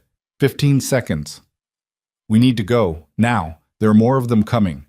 15 seconds. She felt him beside her, not pulling her away, just there. The warmth of a person standing close in a room that had gotten very cold. Her ears were still ringing from the shot. She could taste copper at the back of her throat. The transfer bar on the screen moved. 5 seconds. From the corridor outside, footsteps. More than 2 people, moving fast. Morel, 10 more seconds. We don't have 10 seconds. Cassian. He turned to face the door.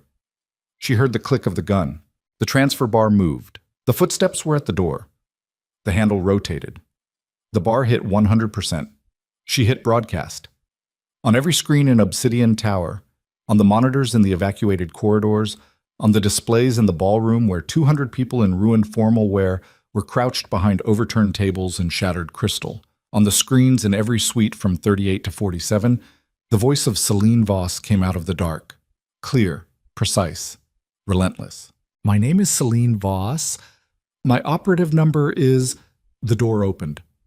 4 men came through it, and Cassian engaged the first 2 immediately, and the room became a compressed, brutal geography of close-quarters violence, and Morel grabbed the nearest piece of equipment she could use as a weapon and joined it, because she had stopped being the woman who stayed where she was told to stay, somewhere between the 47th floor and here.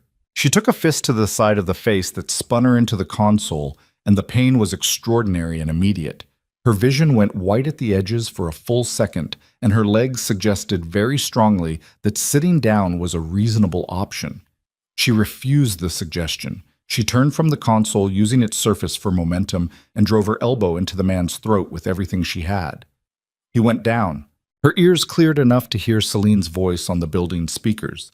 Coming from everywhere, from the walls themselves, the voice of a woman who had died in a burning building, making its way through every room in the tower that had ordered her death.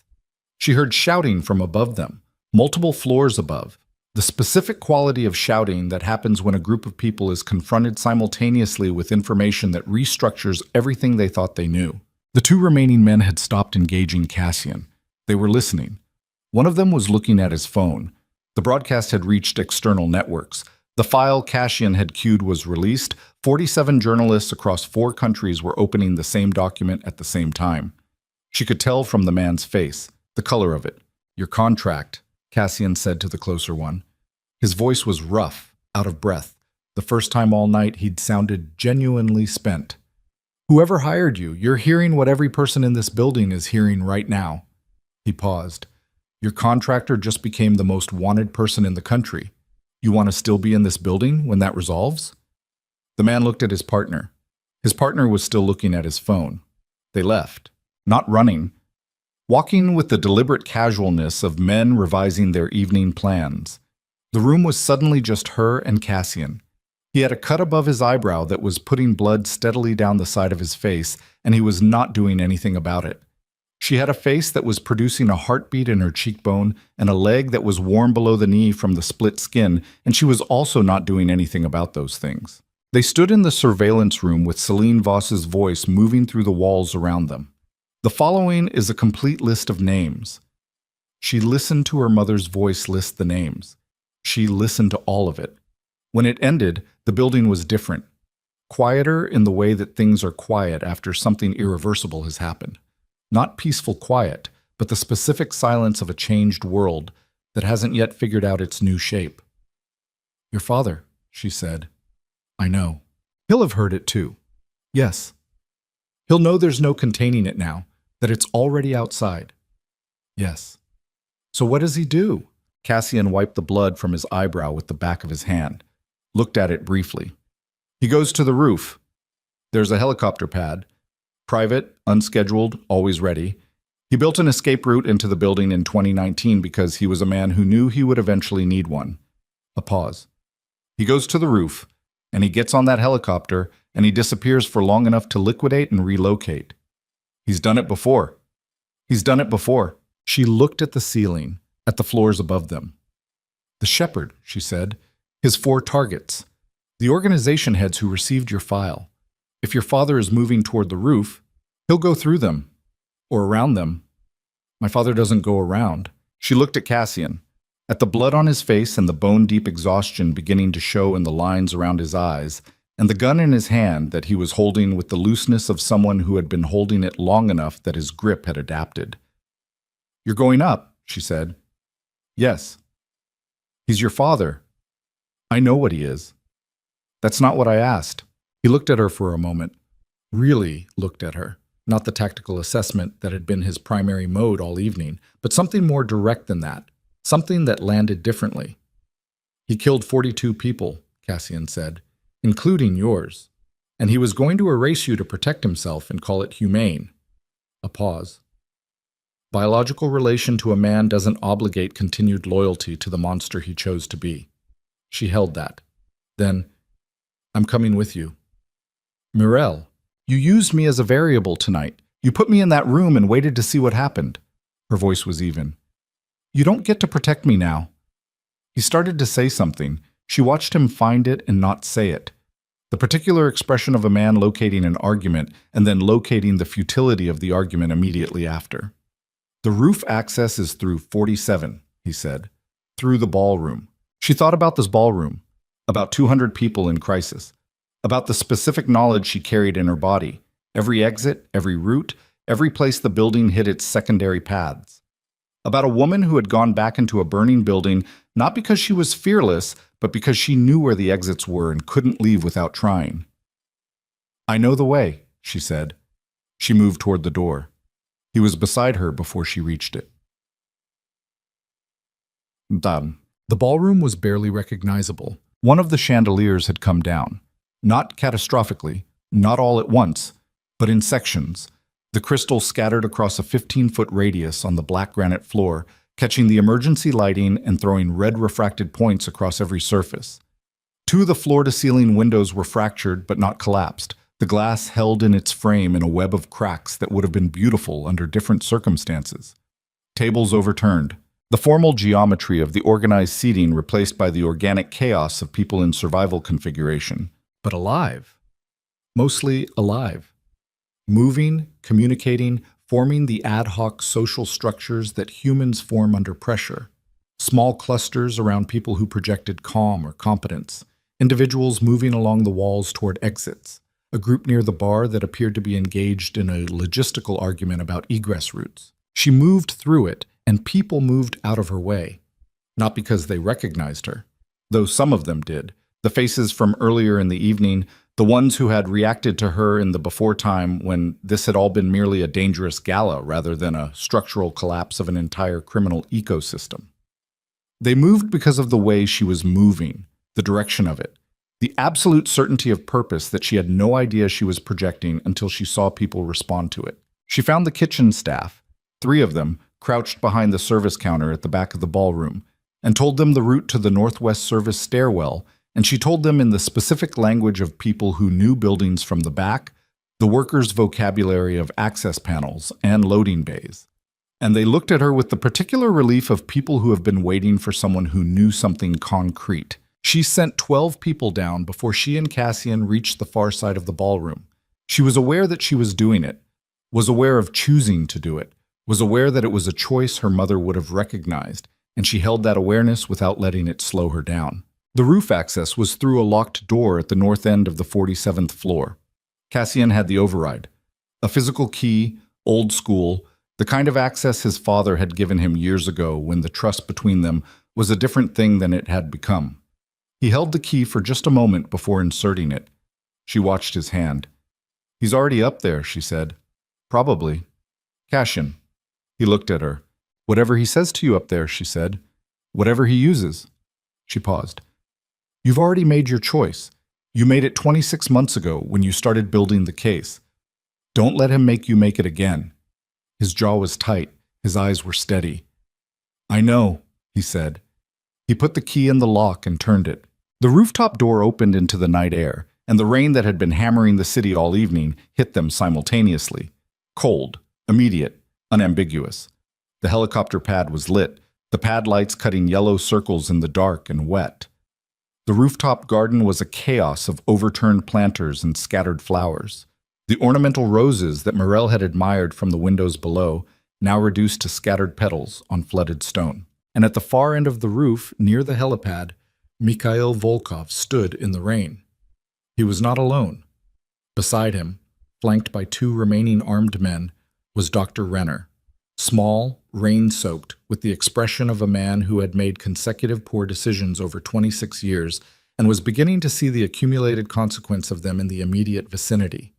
And beyond Mikhail, in the shadows at the edge of the helipad, a figure. Still, patient, the shepherd. He had arrived first. He was standing between Mikhail Volkov and the helicopter, and his hands were at his sides, and his face had the quality of a man who has completed his positioning and is waiting for the remaining variables to resolve. The four organization heads, the targets of his original contract. She scanned the roof.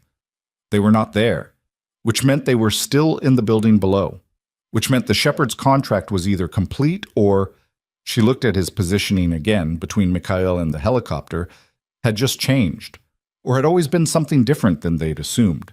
Mikhail saw Cassian come through the door, saw Morel behind him.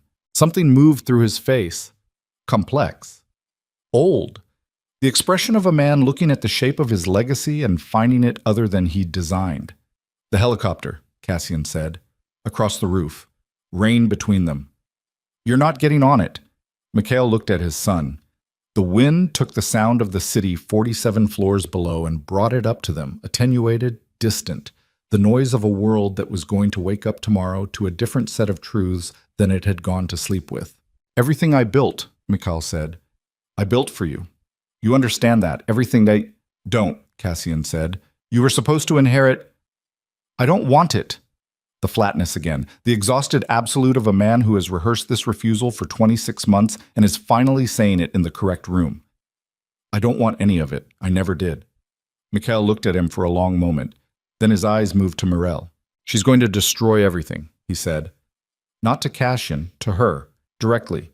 Man to woman, stripped of intermediary. "Everything I built, everything your mother spent 14 months trying to bring down. She failed. She died. And you—" He paused.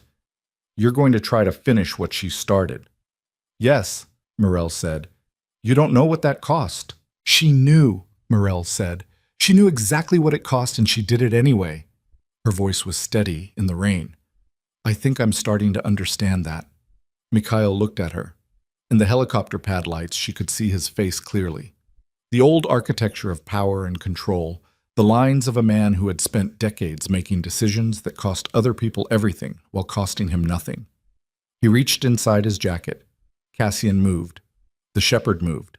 And the roof of Obsidian Tower became the convergence point of everything that had been building toward this moment. Mikhail's weapon clearing its holster, Cassian crossing the rain-slicked stone, the shepherd moving from the shadows with the fluid precision of someone closing the last angle of a geometry problem. Renner scrambling backward toward the roof's edge wall. All of it happening simultaneously, in the rain, under the circling helicopter spotlights that had appeared from somewhere to the east, over the sound of police sirens 47 floors below that had been building for the last 20 minutes and had finally assembled into an unmistakable declaration. The building was surrounded. The recording had done what Celine Voss built it to do. Mikhail stood in the helicopter lights with his weapon half raised and every exit closed and his son 10 feet away, and the daughter of the woman he'd killed standing in the rain, watching him reach the end of the road he'd been building for 30 years.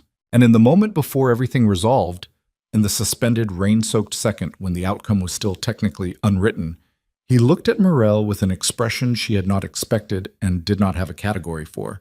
It was not guilt. It was not remorse. It was recognition. The particular recognition of a man seeing, for the first time, that the thing he'd believed he'd buried had been alive the entire time, had been moving through the world, working, growing toward exactly this moment with the same patient, precise determination as the woman. Mikhail's gun came up the rest of the way. Cassian was still 10 feet across the wet stone and moving, but 10 feet in rain with a slick surface under your shoes is not nothing, is in fact an enormous distance when measured against the time it takes to complete the raising of a weapon and locate a target and make the final mechanical decision. Morel did not think about what she did next.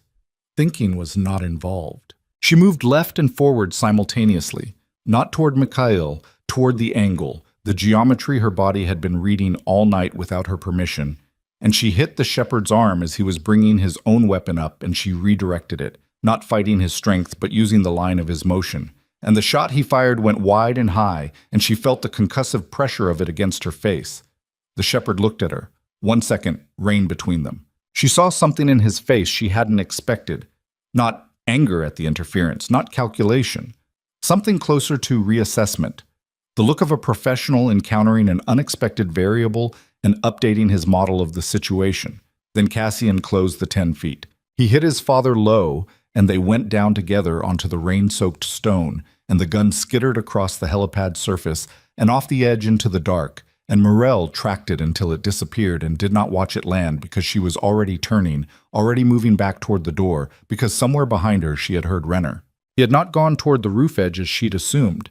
He had gone toward the access door, toward the way back down, the way back into the building, the instinct of a frightened man reaching for the route he knew. But he had not gone through it. He was standing in the doorway with something in his hand. Small. A case, the size of a large wallet. Medical black. She knew what was in it before she could articulate how she knew. The same mechanism, the same deep architecture that had been navigating her all evening. She had been 8 years old and small enough to be held still by one adult, and she knew the smell of that case. Not the smell of the materials, not a sensory memory she could name, but the body's catalog of threat. The cellular imprint of the worst thing that had ever been done to her. Her face and her leg were both hurting with a steady, declarative insistence that she had been ignoring for an hour. And she was still ignoring them now, because Renner was in the doorway and his hands were steady, in the way they'd been steady the whole evening, and she understood with absolute clarity that whatever was in that case was not for Cassian and not for Mikhail's remaining security and not for the shepherd. It was for her. It had always been for her. That was why he was here tonight. Put it down, she said. Morel. His voice was the same academic quiet it had been all evening, like the situation had not yet produced a register in which he felt the need to raise it. What's happening tonight cannot be undone. Your mother's recording is already in 47 different inboxes and will be in 400 by morning. I understand that. I'm not trying to contain the evidence. He paused. But what's in your memory? The procedural content, the things your body knows without your mind knowing why. That is information that can still be managed. Managed, she said. You know things you don't know you know. Operational details, network specifics. The kind of embedded knowledge that doesn't appear in recordings or files because it was never written down. It was absorbed by a child in a safe house over 14 months of proximity to an active field operative. He tilted his head. Your mother talked to you. Children absorb. You have information inside you that will be valuable to people who will not be careful with you when they extract it. She looked at him. So you want to take it from me? For my protection. I want to make you safe. You want to make me empty. The rain was in her eyes, and she let it be. That's what you do. That's the whole of what you are. You find the things that make people who they are, and you take them out, and you call it safe. Mirel, my mother's voice, she said. Her face. The way she moved, the things she taught me without knowing she was teaching me. She was not crying. She was absolutely certain she was not crying. The water on her face was rain, and she chose to understand it as rain. I didn't have any of that for 15 years. I have been nobody, but not even a person with a past, just a series of jobs and a place to sleep. Because you took everything that would have told me who I was. Her voice did not crack. She had made the decision about her voice, and her voice obeyed it. You don't get to call that safe. Renner looked at her. For the first time all evening, the academic quality in his face shifted. Just slightly. Just enough to show what was underneath it. Which was not guilt either, not quite. but something that had been living in the same neighborhood as guilt for long enough to have adopted some of its features. "I did what I was paid to do," he said. "I know," she said. So did she. And she knew what it cost, and she did it anyway. She held out her hand. "Give me the case." He looked at her hand, at her face, at whatever he found there. He held the case out. She took it. Behind her, on the helipad, the struggle had resolved. She turned. Cassian was on his feet. Mikhail was on the ground, not unconscious, not dead, on his back with one arm at an angle that suggested the fall, rather than the fight, had done the most damage. He was looking at the sky, at the helicopter lights that were circling now, closer, the rotors audible over the rain. Law enforcement. Federal, from the altitude and the configuration. Cassian was breathing hard, standing over his father, with an expression on his face that was the most human thing she had seen all evening. Not triumph, nothing like triumph, something much more complicated and much more honest. The look of a man who has ended something that needed to end and is not remotely prepared for how that feels. The shepherd was gone. She looked at the space where he had been, looked at the rooftop, the garden, the helipad perimeter. No shape in the shadows. No sound over the rain that wasn't rain or helicopter or the building below finding its way toward an ending. He had simply left. The way he'd arrived, efficient, unannounced, leaving the situation changed behind him without leaving himself in it. She thought about what he'd said in the passage. The girl is going to need to be alive for what comes next. She thought she might understand that now. The first federal agents came through the rooftop door 7 minutes later. Morel sat on the low wall at the roof's eastern edge with the medical case in her lap, and her bare feet on the wet stone and the cut on her leg that had stopped being ignorable, telling her with some urgency that it needed attention. She attended to it with a strip torn from the hem of the gown that cost more than her yearly wages, that had been put on her as a prop, and had ended the evening with her mother's photograph and her mother's voice recorder in its hidden pocket and the blood of 3 strangers on its hem. She looked out at the city. At 47 floors of Blackwater City in the rain, the lights of it blurred and multiplied through the wet air, the streets below showing the red and blue of emergency vehicles converging in numbers that told her the recording had done exactly what it was built to do. She thought about Celine Voss in a field office somewhere, assembling the evidence, hiding pieces of it in the places she knew would survive. She thought about the decisions that required not courage exactly, or not only courage, but something more architectural than courage, the specific kind of determination that builds toward a future it knows it might not see. She had grown up not knowing her mother, not knowing her name, her face, her voice, the quality of her thinking.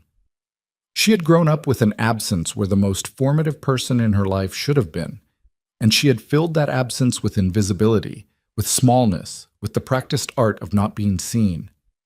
And now she had a voice on a recorder, and a face in a photograph, and the knowledge that the woman who went back into the burning building had been, among other things, her mother. She didn't know yet what to do with that. She suspected she was not going to know for a long time. She suspected that was acceptable. A federal agent appeared beside her, young, serious, rain gear over his tactical vest, with the expression of someone who had been briefed extensively on what he was going to find on this rooftop, and was still finding it more than the briefing had prepared him for. "Ma'am, are you injured?" "Yes, she said, not critically. "Can you walk?" "Yes." "We need to get you downstairs." "I know." She didn't move yet. "Give me 1 more minute." He hesitated, training versus the particular quality of her voice, which did not invite negotiation, and stepped back. She looked at the city for 1 more minute. She let it be what it was. She let the rain and the cold and the physical catalog of the evening's damage exist without commentary. Then she stood up and walked toward the door. The next 4 hours were federal procedure, which had its own exhausting grammar of rooms and questions and people with lanyards who wanted things from her in a specific order. She answered what she answered and declined what she declined, and a woman from the federal medical unit stitched the cut on her leg with clean, competent hands and gave her something for the pain that she took without hesitation, because the evening had been long and her body had been reasonable about what it could absorb and was now in the process of presenting the invoice. Cassian was in a different room. She knew that. She was not worried about it. She gave them the recorder.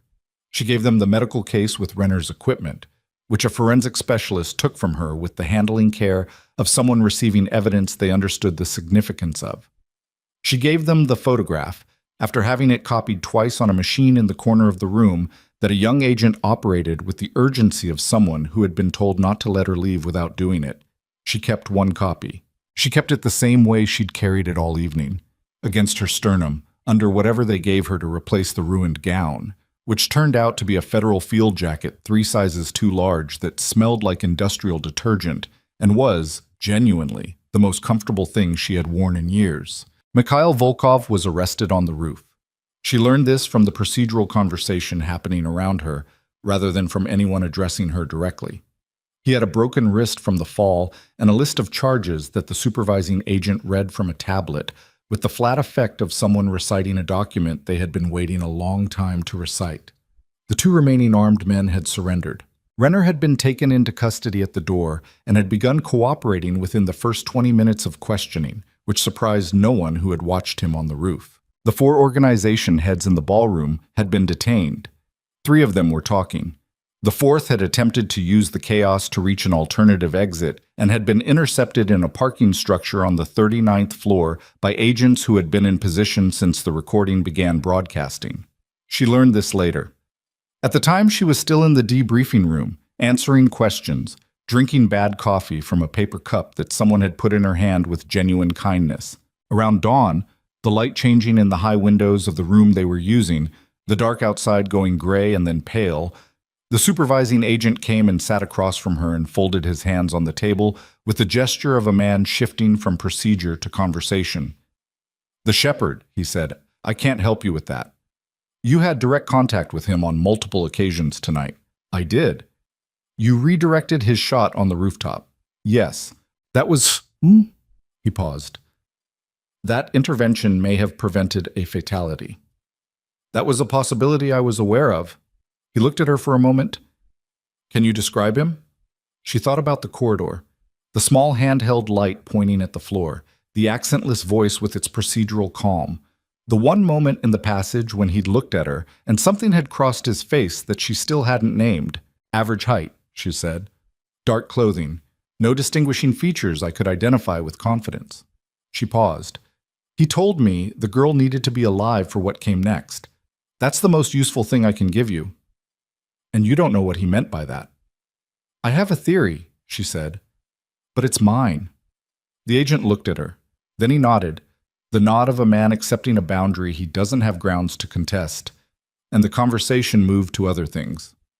Cassian was in the corridor outside her room when they finally let her out. He was sitting in a plastic chair against the wall with the particular posture of a man who has been sitting in various urgent places all night and has temporarily run out of urgency. He had a white bandage above his eyebrow that someone had applied with more care than the circumstances probably warranted. He was holding a paper cup of the same bad coffee. He looked up when she came out, and he did not say anything immediately, which she had come to understand was one of his better qualities. She sat in the chair beside him. They sat. Outside the high windows, Blackwater City was going gray-pink with early morning. Somewhere below them, she knew, the forensic and logistical work of dismantling an empire was in its early hours. Federal agents in cars with documents, journalists waking to notifications, politicians receiving calls that would define the rest of their careers. The machinery of consequence, engaging. "Your father," she said. "Processed and transported. He'll be in federal holding before noon." A pause. "He didn't say anything after the roof. Not to me, not to the agents. He just..." Cassian stopped, looked at his cup. "He went quiet." She thought about Mikhail Volkov going quiet, about the expression on his face in the rain, the recognition, the thing she hadn't had a category for. She filed it with the other uncategorized things from the evening and left it there. "Renner," she said, "cooperating fully. They think he'll give them 3 additional network operations that weren't in the original file." A pause with a different quality. He left a file with the federal medical team, his own records from your case, complete procedural notes." Cassian looked at her sideways, "including the reversal protocol." She absorbed this. He kept records, she said. He kept everything. He was a scientist. A pause. The reversal is apparently not guaranteed. There's degradation from time and from the original suppression. Some of what was taken may not... He stopped. They wanted me to tell you it's available. The choice is yours. No one will push you either direction. She thought about the memories she'd been getting back all evening. Not as narrative, not as scenes with beginnings and middles, but as sensory fragments, impressions, the emotional residue of experiences her conscious mind had been denied. The smell of water and burning, the specific weight of being carried, the sound of a voice she had not been allowed to remember. She thought about whether she wanted the rest of it, the full shape of those 8 years, whatever existed in those first years of her life that had been taken from her. She thought she probably did. She thought it was probably going to be the hardest thing she had ever done, and that the timing was hers to choose, and that she was not going to choose it today. Later, she said. Okay, he said. They sat with that. Below them, the city. The particular quality of a city at dawn that has just changed.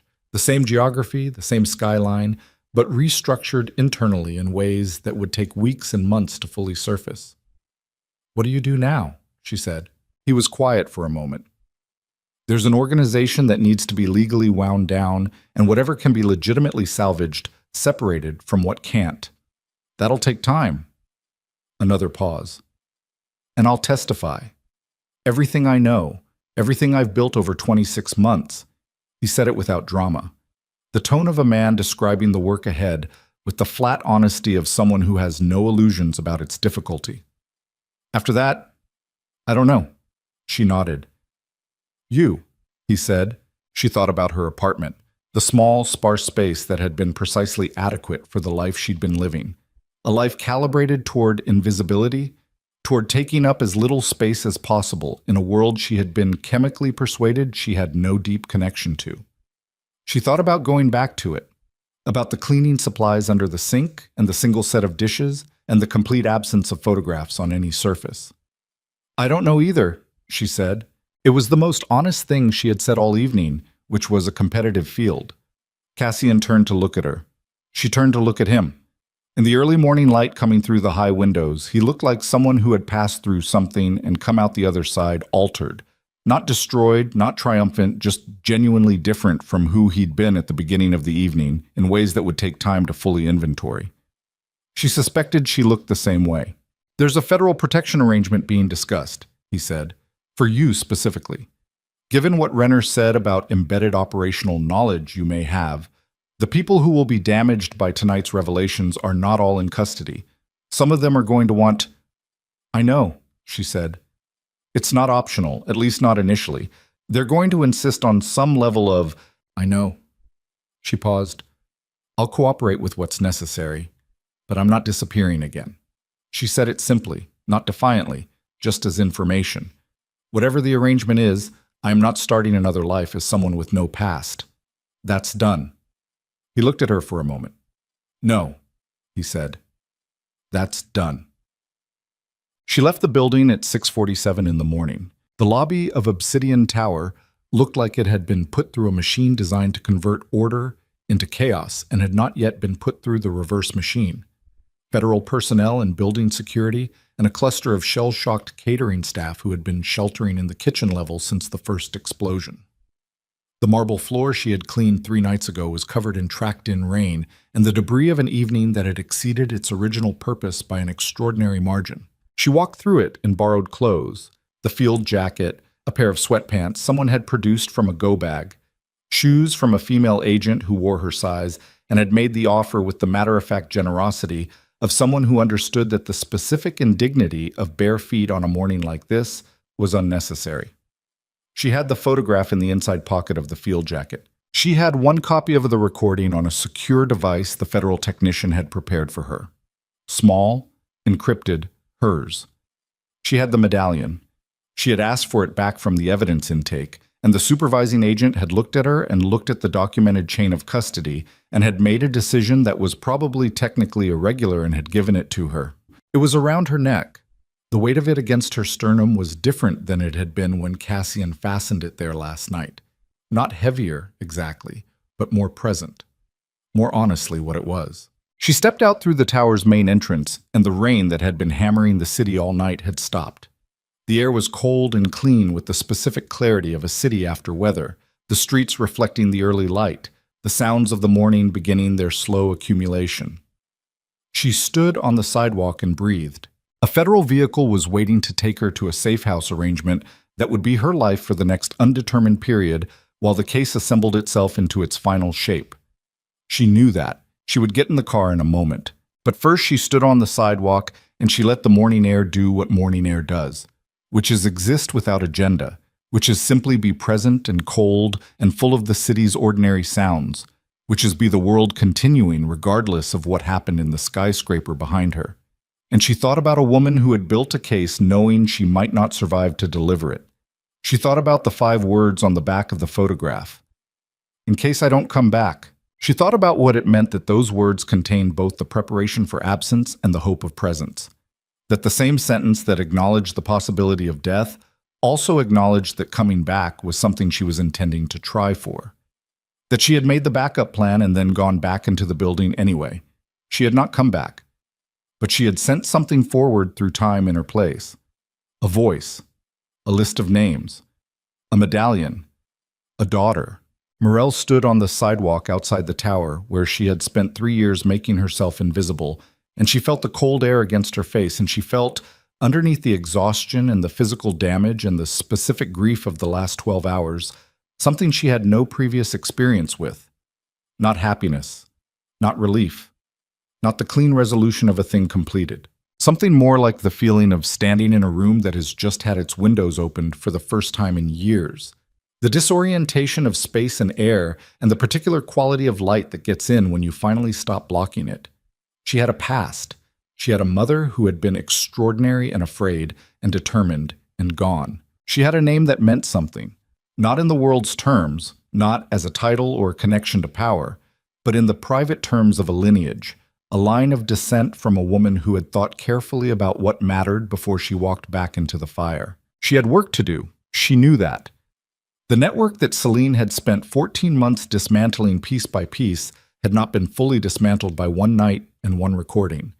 There were names on that list who had not yet been touched, accounts that had not yet been frozen, operations in cities she had never been to that were continuing this morning exactly as they had been continuing yesterday morning, unaware that the ground under them had shifted. She was aware that she knew things she didn't know she knew. She was aware that this was going to matter. She would cooperate with the federal arrangement for exactly as long as it was necessary, and not one day longer. She would be careful. She would be thorough. She would be, in the ways that counted, her mother's daughter, not the child who had been placed in an institutional life and chemically emptied and left to grow up in the negative space of an identity that had been taken from her, but the other inheritance, the one that navigated dark passages, the one that found the exits, the one that went back. Not into burning buildings, or not necessarily, but toward the truth, toward the names on the list, toward the work that had been left unfinished by a woman who had run out of time but not out of intent. She turned and looked back up at Obsidian Tower, at the 47 floors of it against the pale morning sky, the cracked windows on the 47th floor visible as a dark variance in the glass facade, the building looking like what it was, a structure that had housed something corrupt for a long time and was now in the process of being hollowed of it. A figure came through the main doors behind her, Cassian. In borrowed clothes that fit him worse than the tuxedo had, with the bandage above his eyebrow and the paper coffee cup he had apparently refused to surrender. He came and stood beside her on the sidewalk and looked up at the building the way she was looking at it, and neither of them said anything for a moment. "They want me back inside in an hour," he said. "Me too. For the next 6 months, probably." Probably. A pause. Traffic beginning to accumulate on the street in front of them. The city doing what cities do, reasserting its own normalcy over whatever has happened in its structures, covering the rupture with the steady sediment of ordinary life. "After," he said. She looked at him. After the 6 months. After whatever comes next. He was looking at the building, not at her. If there's anything I can..." He stopped, started more simply. "I owe you something. I used you as a variable. I put you in that room knowing something might happen, and I didn't tell you what I knew. You didn't know everything you know now, she said. No, but I knew enough to owe you a debt. She thought about this, about the specific arithmetic of it, what he'd done, what it had cost her, what it had ultimately produced. She thought about the quality of a debt between two people who had spent an evening becoming something neither of them had anticipated. You stepped between me and your father's guns, she said. It doesn't cancel anything, she paused. But it's not nothing. He looked at her then. In the morning light, she could see his face without the management that had been its default mode all evening. The control, the calculation, the careful regulation of information and emotion. Just a tired man with a bandage above his eye and a paper cup of cold coffee standing on a sidewalk at dawn, having just participated in the destruction of everything he was raised to inherit. No, he said, it's not nothing. She put her hand out. After a moment, he took it. Not the grip from the corridor, not the tactical contact of two people navigating danger together, but a handshake. The old honest grammar of two people making an acknowledgement in the plain light of morning. She felt the medallion against her chest. She let go. I'll see you inside, she said. She walked to the federal car. She did not look back at the building. She had looked at it long enough. It was a place she had worked in, and survived in, and finally been seen in, and it had shown her the shape of a past she'd been denied and set in motion the work that was going to define whatever came next. That was enough. The driver opened his door and she got in and the door closed and the car moved into the Blackwater City morning traffic, and she watched the tower diminish in the side window as they drove away from it, and she put her hand against the medallion through the fabric of the borrowed jacket, and she thought about a woman who had walked into a building one last time knowing she might not come out. She thought, I heard you. She thought, I know who you were. She thought, I'm going to finish it. The tower disappeared behind a turn in the road. Morel Voss leaned her head back against the car seat and closed her eyes for the first time in 11 hours. And outside the window, Blackwater City moved into its morning, ordinary, and changed, carrying its new truths forward into a day that would be the first of many different days. And the silver medallion was warm against her sternum, and the work was not done, and she was not invisible anymore. And she was her mother's daughter, and she was going to be enough. 6 months later, in a coastal town whose name she chose not to share with anyone who didn't need to know it, Morel Voss sat on a pier in the early evening light with her feet over the edge above the water. The federal arrangement had concluded 3 weeks prior. She had a number of things she hadn't had a year ago. A passport in her own name, a small apartment that had 3 photographs on its walls, the partial return of certain memories that the reversal procedure had freed, and that she was still in the process of integrating gently on her own terms in her own time. The medallion was around her neck. She heard footsteps on the pier behind her, and she did not tense. She had learned, in the last 6 months, to distinguish the footsteps of people she needed to be afraid of from the footsteps of people she didn't, and these were the latter. Cassian sat down beside her. He had a paper cup of coffee, because apparently that was a constant. They sat for a while in the evening and watched the water. 3 more names off the list, he said. I know, I got the notification this morning. The DC operation is, I know about that too. He looked at her. She was looking at the water, at the light on it, at the way the late sun turned everything it touched into something almost worth the cost of what it took to get there. Are you all right? He said. She thought about the question. She gave it the consideration it deserved rather than the deflection it was accustomed to receiving. No, she said. Not entirely, not yet. A pause. But I'm getting there. The waves moved under the pier in the old, indifferent way of water, unconcerned with empires or their endings, with the daughters of women who died in fires, with the long, slow work of making things right. She put her hand on the medallion. She let the evening be. It was enough.